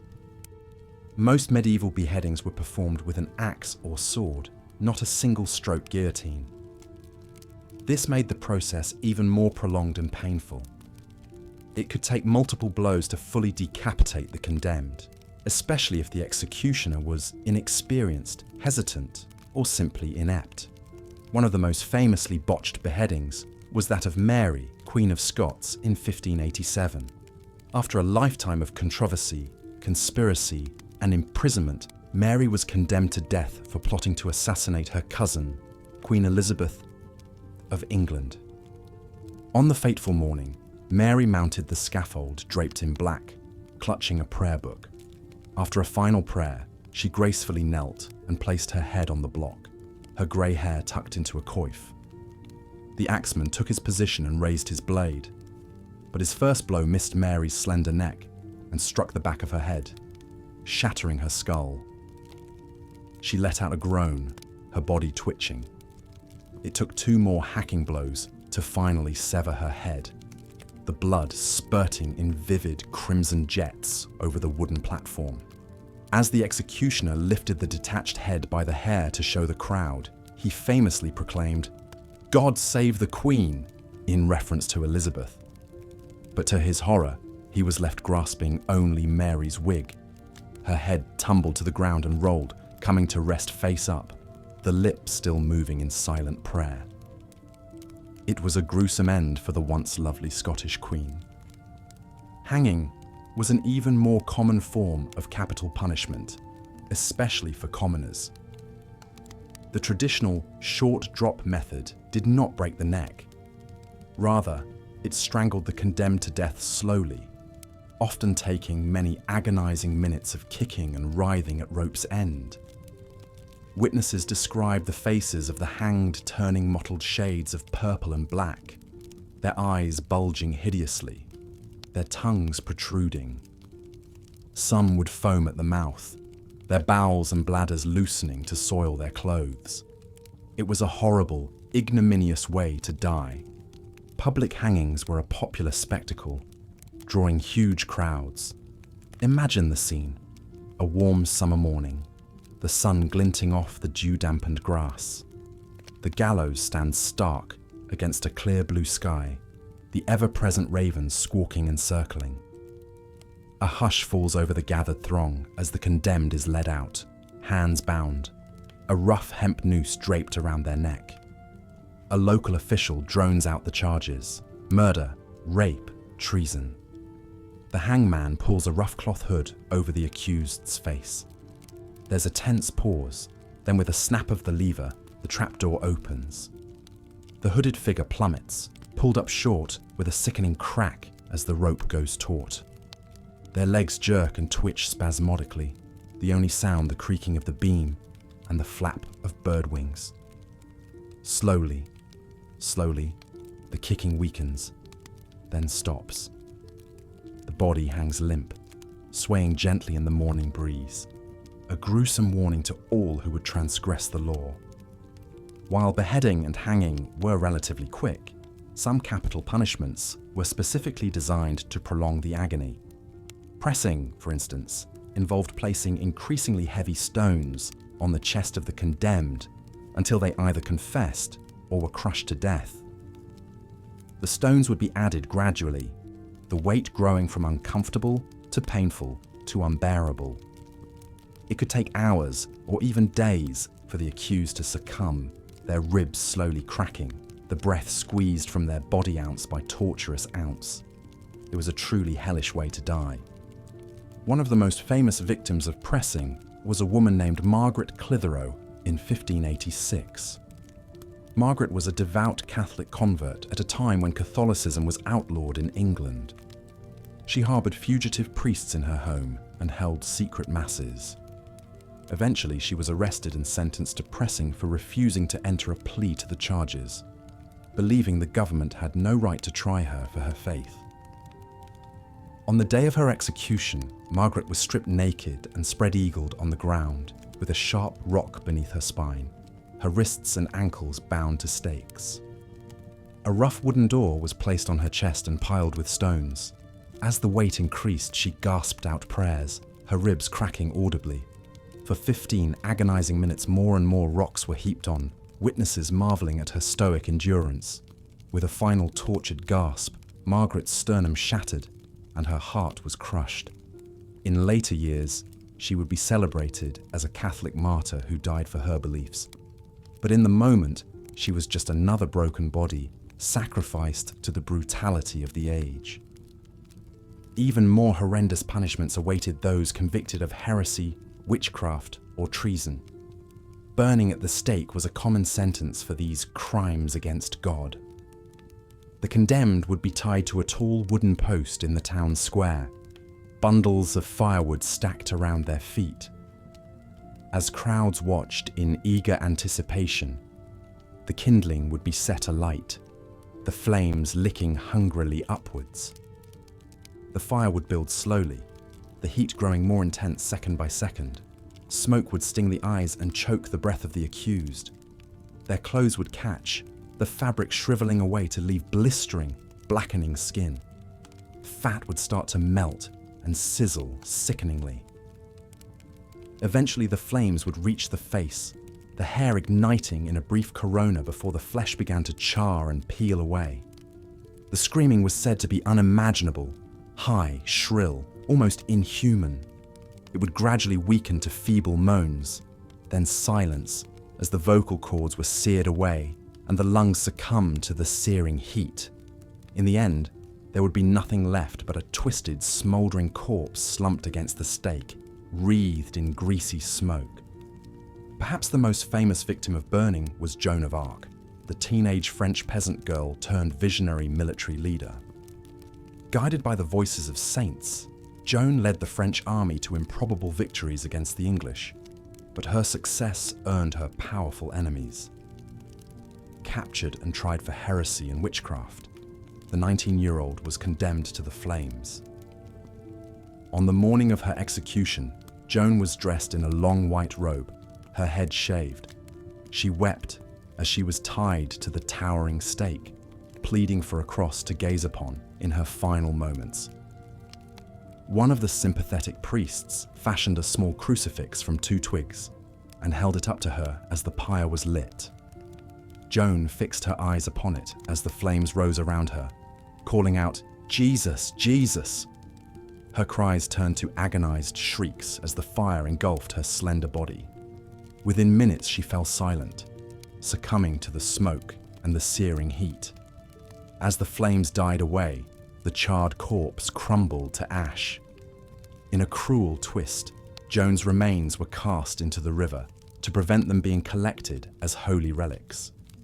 It was a tragic end for a young woman who had accomplished so much. Perhaps even more ghastly than burning was the punishment of the breaking wheel. This grisly sentence was reserved for only the most heinous crimes, such as banditry, murder, and treason. The condemned would be lashed spread-eagle to a large wooden wagon wheel, their limbs stretched out along the spokes. The executioner would then use an iron bar to methodically shatter the bones in each arm and leg with heavy hammer-like blows. The dull, splintering cracks of breaking bone would mingle with the victim's agonized screams and the jeers of the crowd. Once each limb had been crushed to a pulpy mess, the executioner would thread the mangled arms and legs through the spokes of the wheel. The wheel would then be hoisted up on a tall pole and left to spin slowly in the wind. The broken, bleeding body splayed across it was left as a grim warning. Death on the wheel was slow and excruciating, the victim lingering for hours or even days before finally succumbing to blood loss or shock. Sometimes crows or other scavengers would arrive to peck at the helpless condemned as they groaned and writhed weakly. It was a spectacle as brutal as it was effective at deterring crime. One of the most infamous break-ins happened in 1757 to Robert François Damiens, who attempted to assassinate King Louis XV of France. Damiens stabbed the king with a penknife, causing a minor wound. It was a crime of staggering audacity, and one that demanded a horrific retribution. Damiens was condemned to be broken alive, then dismembered by horses, his body burned, and the ashes scattered to the wind. The execution was a public spectacle, attended by thousands. Damiens was fastened to a scaffold with iron shackles as the executioner heated pincers in a brazier. These red-hot tongs were used to methodically tear the skin and flesh from his arms, legs and chest, the wounds quickly cauterized by the searing metal to prolong his suffering. Molten lead and boiling oil were poured into the gaping holes as Damiens screamed in unfathomable agony. Next came the breaking. Each limb was inflexibly bound to a stout wooden plank, and with meticulous care, the executioner shattered the bones with an iron bar, turning the limbs to jelly with precise pulverizing blows. The broken, twisted arms and legs were then threaded through a wheel and hoisted up for all to see, a red ruin of flesh, sinew, and splintered bone. Incredibly, Damiens remained conscious and lucid, crying to God for mercy. Finally, in an attempted coup de grace, 4 horses were harnessed to each mutilated limb, whipped to pull in opposite directions to tear Damiens asunder in one swift, brutal motion. But his tendons had been so destroyed by the tongs and the wheel that his limbs would not separate. The horses strained repeatedly against his dead weight as he wailed in boundless torment. It took many attempts and multiple axe blows to finally sever each arm and leg. The detached, shredded stumps were tossed into a fire along with Damiens' blood-drained torso. The stench of burning meat filled the Parisian square as the assassin's remains were reduced to oily, black ash. The execution had lasted an unimaginable 3 hours. It was a slow death of unthinkable sadism, a level of cruelty difficult for the modern mind to fathom. But to the frenzied crowd, it was a just retribution against the branding wasn't only used to mark thieves and adulterers. It was also a punishment inflicted on other offenders like runaway slaves, deserting soldiers, religious dissenters, and seditious rebels challenging the crown. The mark was meant not just as a penalty, but as a visible, permanent warning to all of society about the consequences of transgression. Imagine a young woman named Alice, a peasant from a small English village in the year 1405.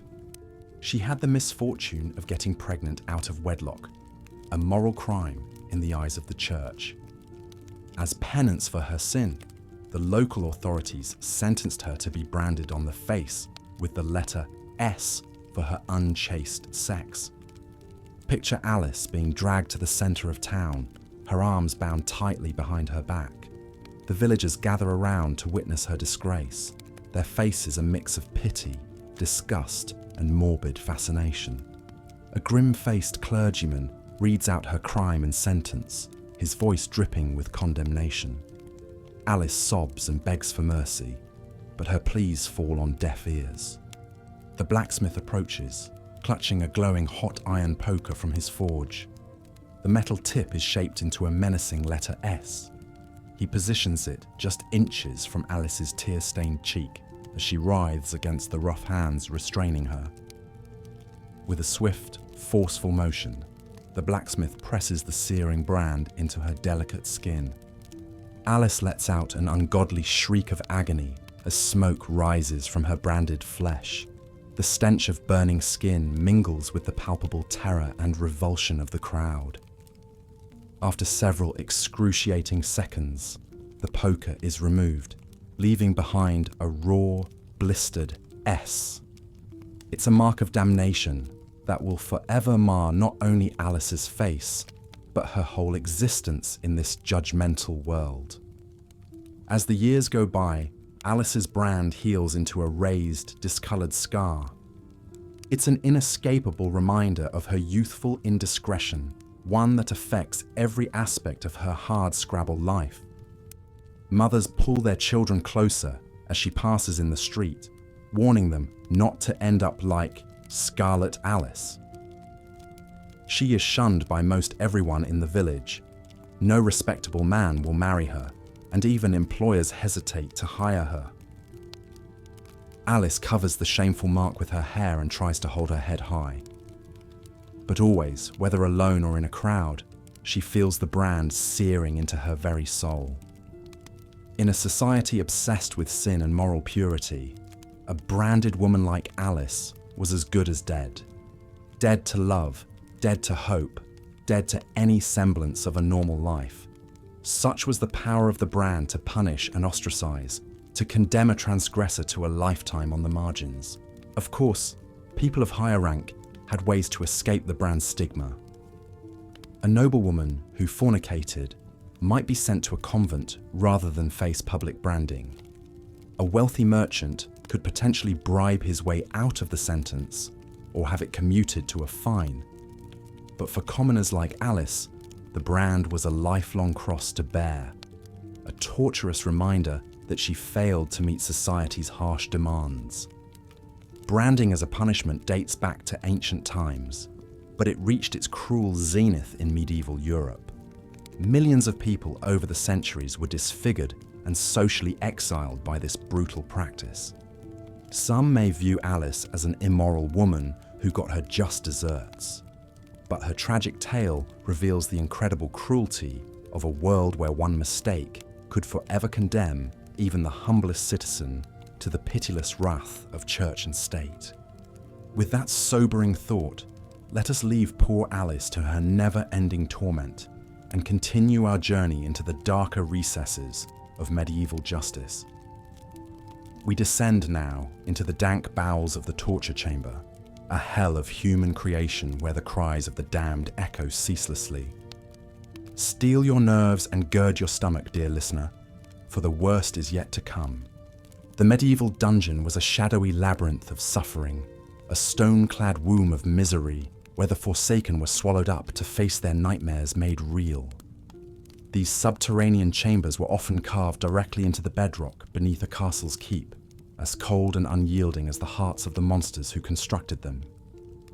Imagine a damp, frigid cell hewn from coarse limestone.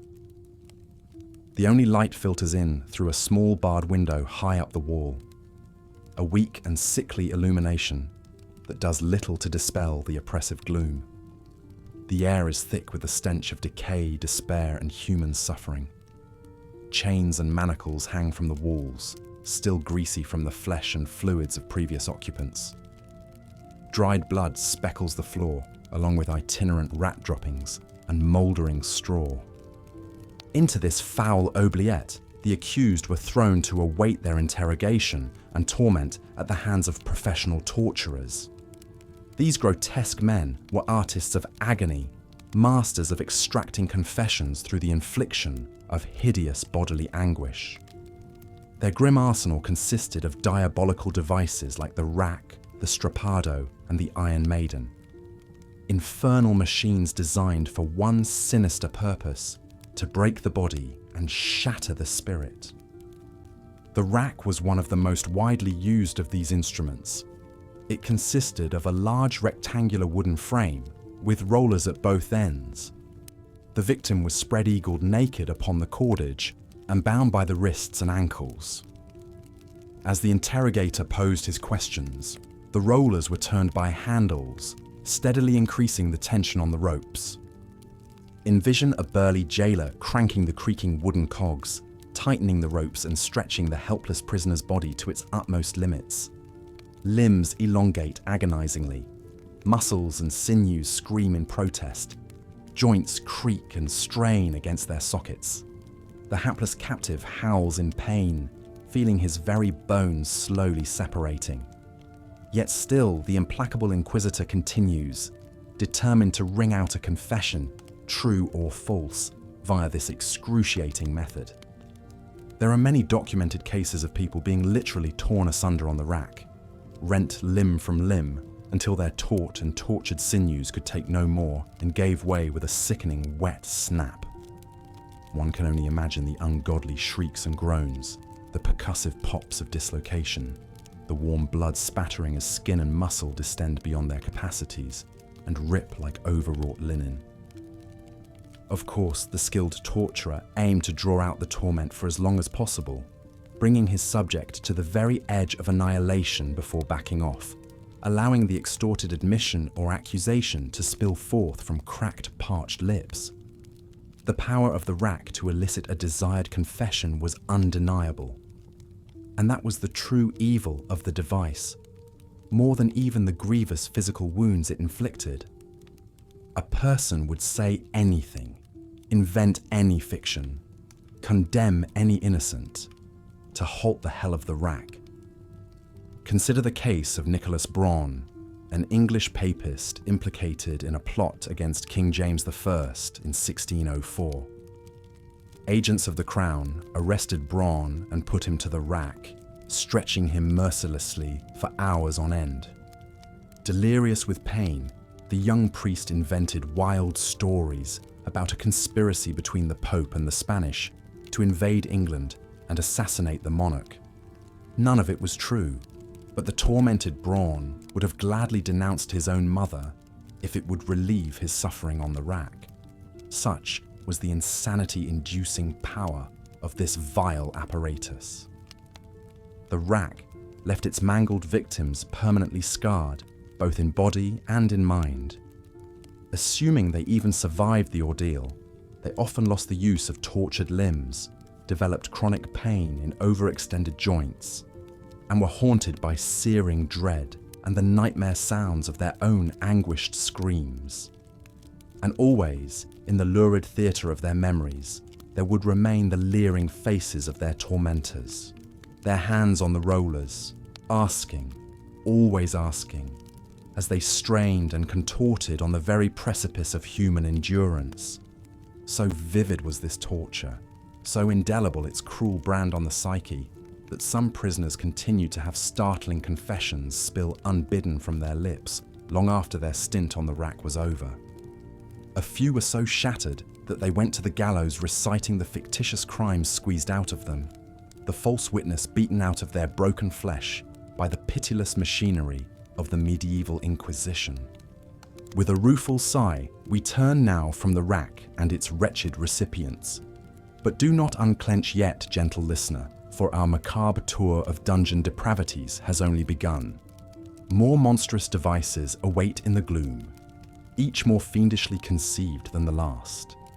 So down, down we go, spiraling into a Stygian pit of institutionalized torment, where no glimmer of benevolence or mercy can penetrate. After the Catholic woman Margaret Clitheroe was slowly pressed to death over 15 agonizing minutes for the crime of harboring priests, her broken body was put on grotesque public display. Her fate served as a chilling warning to others who might defy the laws against Catholicism, yet many continue to risk the same terrible punishment to secretly practice their forbidden faith. Such religious persecution was all too common in medieval Europe. Charges of heresy could result in the most dreadful deaths, often by burning at the stake. One of history's most famous victims of this cruel sentence was the French peasant girl turned military leader, Joan of Arc. Joan's early life gave little indication of her extraordinary destiny. Born to humble farmers around the year 1412, she had a fairly typical peasant childhood. But as a deeply pious young girl, Joan began experiencing vivid religious visions that she believed were messages from God. Divine voices guided her to take up arms and help crown a French king to drive out the occupying English forces. Displaying remarkable charisma and conviction, the teenage Joan gained an audience with the French royal court. She won the tentative support of Crown Prince Charles, who desperately needed a morale boost for his beleaguered troops. Outfitted in men's armor and wielding a white banner, Joan led the French to several improbable victories against the English, bringing hope to her war-weary people. But Joan's brilliant military career proved short-lived. In 1430, she was captured by enemy soldiers loyal to England and put on trial for heresy and witchcraft. In a sham inquisition, hostile clerics tried to trap the illiterate farm girl with theological wordplay. Joan's claims of divine guidance were used to condemn her as a blasphemous heretic. Found guilty, the 19-year-old was sentenced to burn at the stake. On the morning of her execution, Joan was tied to a tall pillar in the town square of Rouen, with bundles of wood stacked beneath her feet. As crowds looked on, the pyre was set alight. Witnesses recalled the thick smoke and fierce heat of the rising flames, engulfing the slight figure in white. Joan's anguished cries carried over the crackle of the blaze, until finally, her once lively voice fell silent.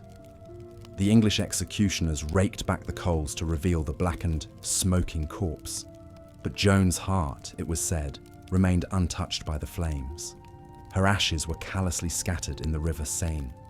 In a cruel twist of fate, Joan was later cleared of all charges and declared a martyr by the Pope.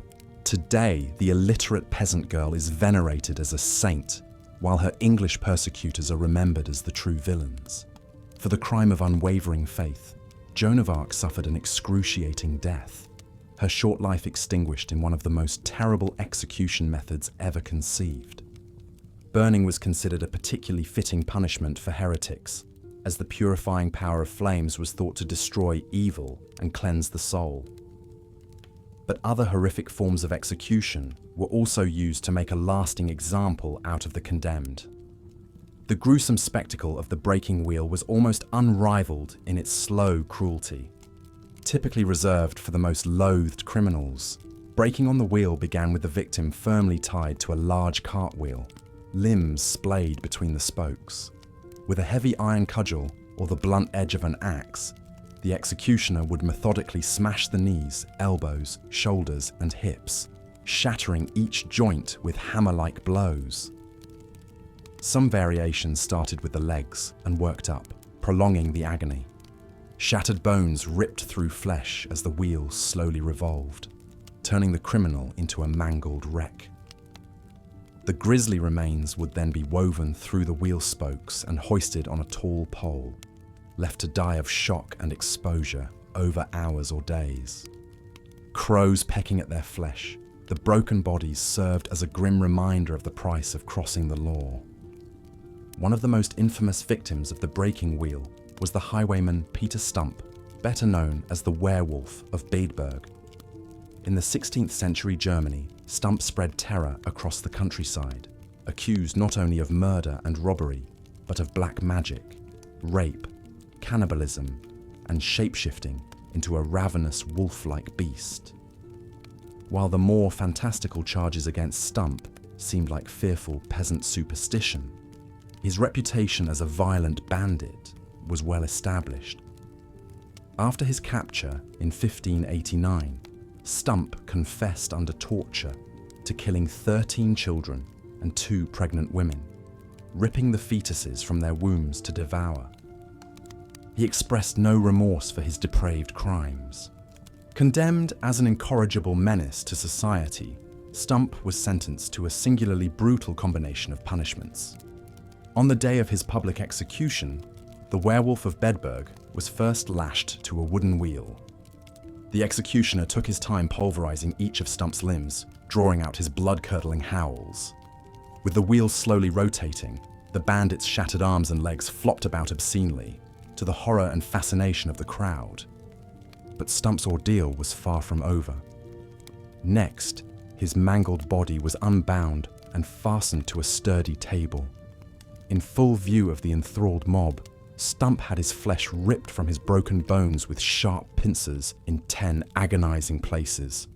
The mutilated highwayman was then finally put out of his misery by beheading. As a final insult, Stump's corpse was burned to ashes, denying him a Christian burial. His torture and execution was remembered for generations as a reminder of the savagery of the law and the even greater savagery of the criminals who lived outside it. Such extreme public punishments were considered a necessary deterrent to maintain order in a harsh, lawless time. Another exceptionally cruel method of execution with an audience in mind was boiling alive. The terrible spectacle of a human being slowly cooked to death was sure to leave an impression on even the most jaded medieval minds. The practice of boiling criminals alive dates back to ancient Babylonia and was used throughout the medieval period for crimes like coin counterfeiting, poisoning, and murder. A large kettle or cauldron was filled with water, oil, tar, or even molten lead and placed over a roaring fire. The cauldron was often put on public display in the hours beforehand, the rising steam and bubbling surface hinting at unimaginable agonies to come. When the liquid reached a torturous temperature, the condemned would be lowered in with ropes or chains, thrashing and shrieking as their skin reddened and blistered on contact. More often, the victim was suspended above the seething vat and slowly immersed over time, intensifying the pain. As the minutes ticked by, flesh sloughed from bones in gruesome strips, eyeballs burst, and internal organs cooked inside the body. No matter how much they begged for mercy or struggled to escape, the outcome was always the same: an ugly, agonizing demise. After a seeming eternity, the criminal's lifeless, stewed corpse would be fished out with hooks and unceremoniously dumped for disposal. One of England's most high-profile murders by boiling occurred in 1531. Richard Rose, a cook in the household of the powerful Bishop of Rochester, was arrested for attempting to poison the clergyman and his guests. Rose had allegedly stirred a lethal toxin into a pot of porridge, killing 2 people and sickening many others. While Rose claimed it was an accident, he was convicted of treason for his suspected assassination attempt and sentenced to be boiled alive. To make an example of Rose, King Henry VIII ordered a special Act of Parliament just for the occasion, declaring that all prisoners condemned for poison would henceforth share the cook's horrific fate. On the day of the execution, Rose was paraded through the streets of London to the cheers and jeers of the crowd. At the gruesome scene, he was bound and suspended with ropes over a bubbling cauldron. As he was slowly lowered in, inch by torturous inch, Rose's agonized wails filled the air. Londoners looked on in morbid glee as the poisoner was boiled to death before their eyes in a show of royal authority. Rose's ghastly execution stood for centuries as a warning against crossing the crown and the reviled crime of poisoning. Perhaps the only medieval punishment even more notorious than boiling alive was the dreadful practice of hanging, drawing, and quartering. Reserved for the most hated enemies of the state, this grisly combination of execution methods was designed to inflict the maximum possible suffering and indignity. The ritual of hanging, drawing, and quartering usually began with the condemned being tied to a wooden hurdle or fence panel and dragged through the streets by a horse. The jostling, scraping journey to the scaffold was both degrading and agonizing, leaving the prisoner bruised and bloodied before the execution even began. Upon reaching the public square, a jeering crowd gathered to witness the spectacle. The first step was hanging, but only partially. The condemned would be dropped from a platform with a rope around their neck, but cut down and revived before they could choke to death. Then came the drawing, a euphemism for disemboweling. The executioner would take a sharp knife and slice open the prisoner's abdomen, pulling out yards of slippery intestines and organs and tossing them into a waiting bucket or fire. Mercifully, this was often fatal, but not always. If the condemned was still alive, they faced the final horror of quartering. Their body would be hacked into 4 pieces with an axe. The severed head was often put on a spike and the quarters sent to the far corners of the kingdom as a terrifying display of the king's wrath. Sometimes the head was even dipped in tar to preserve it as a long-lasting warning. The quartered pieces might be left for the crows, tossed into a fire, or buried in unconsecrated ground, denying the eternal rest of a proper Christian burial. The grim litany of criminals subjected to hanging, drawing and quartering reads like a who's who of medieval English villains. In 1305, Scottish rebel leader William Wallace was given a traitor's execution for rising up against King Edward I. The fierce warrior suffered the full punishment, hanged by the neck, cut down while still alive, disemboweled, beheaded, and cruelly quartered. In 1606, Guy Fawkes met the same terrible fate for his role in the failed gunpowder plot to assassinate King James I and restore a Catholic monarch. Fawkes was sentenced to the usual traitor's death, but he cheated the executioner by jumping from the scaffold and breaking his own neck. His co-conspirators weren't so lucky, enduring the grisly full quartering as crowds roared in bloodthirsty approval. The last victim to be hanged, drawn and quartered in England was the French spy François-Henri de la Motte, executed in 1781 for treason. His screams haunted witnesses for years after. While the punishment was later officially abolished as a relic of a more brutal age, its gory legacy remains seared into history and popular imagination, a reminder of the cruel extremes of the medieval justice system. Why were the punishments of the Middle Ages so brutal and barbaric by today's standards? In part, it's because people led short, harsh, dangerous lives, intimately acquainted with death and suffering. Executions were public entertainment, a salutary spectacle. There was little sympathy for the cruel fates of criminals and outcasts. But ironically, over-the-top punishments may have encouraged worse behavior in the long run. If all crimes were punished severely, there was little incentive for restraint. It was a vicious cycle of cruelty, begetting more cruelty. Gratefully, our modern justice systems have come a long way from the torture chambers and gallows of old. The medieval thirst for vengeance and retribution has largely given way to principles of fairness, rehabilitation, and humane treatment of prisoners. Most countries have abolished the death penalty entirely. We can look back on the monstrous punishments of the Middle Ages as a grim but fascinating relic of our distant past, a part of our history that we are grateful to leave behind. As the last warble of the songbirds outside heralds the coming of dawn, we can drift off to sleep, our dreams untainted by the nightmarish spectre of medieval cruelty and injustice. As the wretched criminal was led to the gallows, a hush fell over the gathered crowd. They had witnessed hangings before, but each one still carried a weight of grim finality. The condemned man, a thief and a brigand, had little sympathy from the onlookers. They saw his execution as a necessary cleansing, a removal of a rotten element from their society. The executioner, a hooded figure clad in black, stood impassively as the prisoner was brought before him. With practiced motions, he secured the noose around the man's neck, the rough hemp scratching against his skin.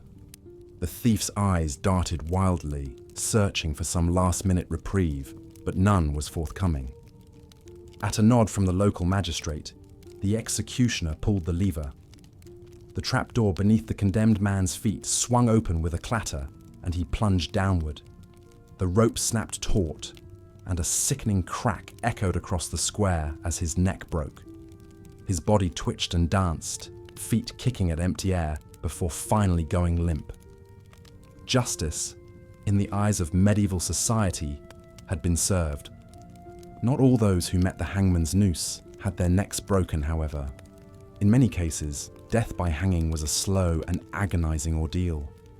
The condemned would dangle, choking and gasping, as the rope gradually cut off their air supply. This strangulation could take several long, excruciating minutes. It was a fate that befell a great many people during the Middle Ages, from common criminals to political dissidents. The gallows were a constant presence in medieval towns and villages, a grim reminder of the consequences of running afoul of the law. Yet even hanging, for all its brutal efficiency, was far from the worst fate that could befall those convicted of crimes in medieval Europe. For those who had committed particularly heinous acts, or who had aroused the ire of powerful people, even more gruesome punishments awaited. One such punishment was pressing. The condemned would be laid on the ground, and heavy stones or iron weights would be gradually piled upon their chest. The weight would slowly crush the victim, making each breath more difficult than the last, until eventually they suffocated under the immense pressure. This was the fate of Margaret Clitheroe, a woman living in 16th century England. Her crime was harbouring Catholic priests, an act that had been outlawed as the country underwent the tumultuous religious changes of the Protestant Reformation. For her defiance, Margaret was sentenced to pressing. She endured this ordeal with remarkable courage, refusing to plead and thereby denying the authorities a formal trial. As the weights pressed down upon her, she is said to have whispered prayers until her last breath. Her martyrdom made her a symbol of faith and resistance for England's persecuted Catholics. While pressing was a terrible way to die, it paled in comparison to the agony of being burned at the stake. This punishment was often reserved for those convicted of heresy or witchcraft, crimes against the very soul of medieval society. The condemned would be tied to a wooden post surrounded by bundles of firewood. As the flames were lit, they would quickly spread, consuming the dry tinder and licking at the victim's clothes and skin. The heat would become unbearable, the smoke thick and choking. Those burned at the stake would suffer an excruciating death, their screams echoing over the crackle of the flames. It was a slow and terrible way to die, often with crowds of onlookers watching the grisly spectacle. One of the most famous victims of burning was Joan of Arc, the young French peasant girl who claimed divine visions and led her country's armies against the English. Despite her successes on the battlefield, Joan was eventually captured and put on trial for heresy. The trial was a farce, more about politics than justice. Joan's refusal to submit to church authority sealed her fate. She was sentenced to burn. As the flames consumed her, she clutched a crucifix and cried out the name of Jesus. Her ashes were scattered in the Seine to prevent her followers from collecting relics. Joan's story illustrates the capricious and often cynical nature of medieval justice. Those in power could use accusations of crimes like heresy to eliminate threats and consolidate their own positions. The horrific punishments they inflicted were as much about sending a message and enforcing control as they were about dispensing true justice. Perhaps the most infamous of all medieval execution methods was the grisly practice of hanging, drawing, and quartering. This was the ultimate punishment for high treason, a crime against the very foundations of the social order. The condemned traitor would first be dragged behind a horse to the place of execution, a symbolic act representing their loss of status and dignity. They would then be hanged until nearly dead, their limp body cut down before the life had fully left it. What followed was truly horrific. The executioner would cut open the traitor's belly, spilling their guts onto the ground.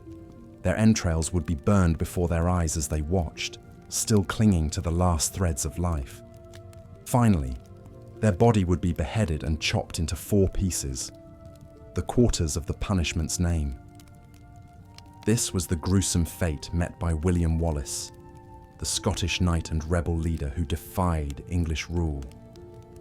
After leading a spirited resistance and winning several battles, Wallace was eventually captured and brought to London for trial. He refused to submit to English authority, denouncing the court and declaring his allegiance only to Scotland. For this defiance, he was sentenced to the traitor's death of hanging, drawing, and quartering. Contemporary accounts describe the awful scene in grim detail. Wallace remained stalwart to the end, enduring each awful stage of his execution with remarkable courage until the final blow of the axe ended his suffering.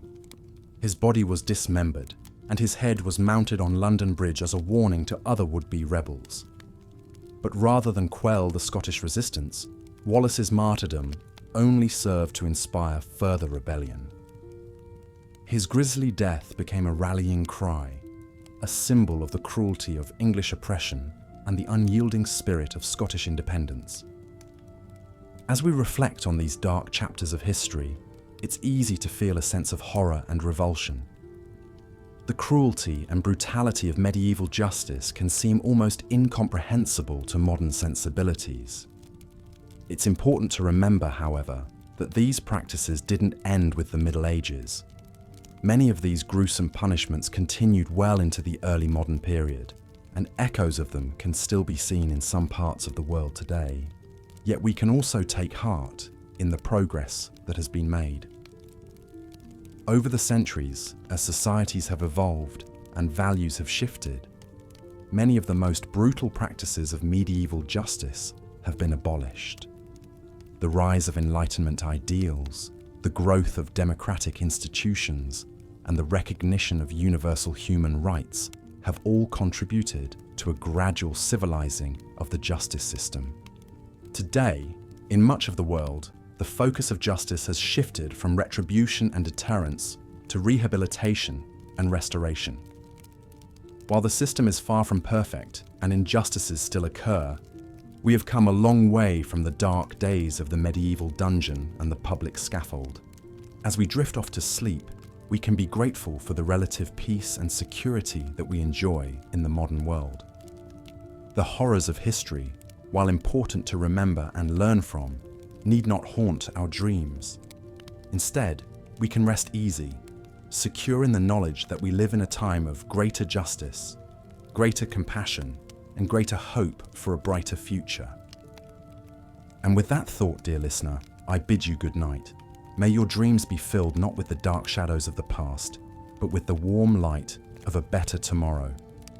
If you've enjoyed this journey through history, be sure to like and subscribe. There are many more tales to tell, and I look forward to sharing them with you. Until next time, sleep well.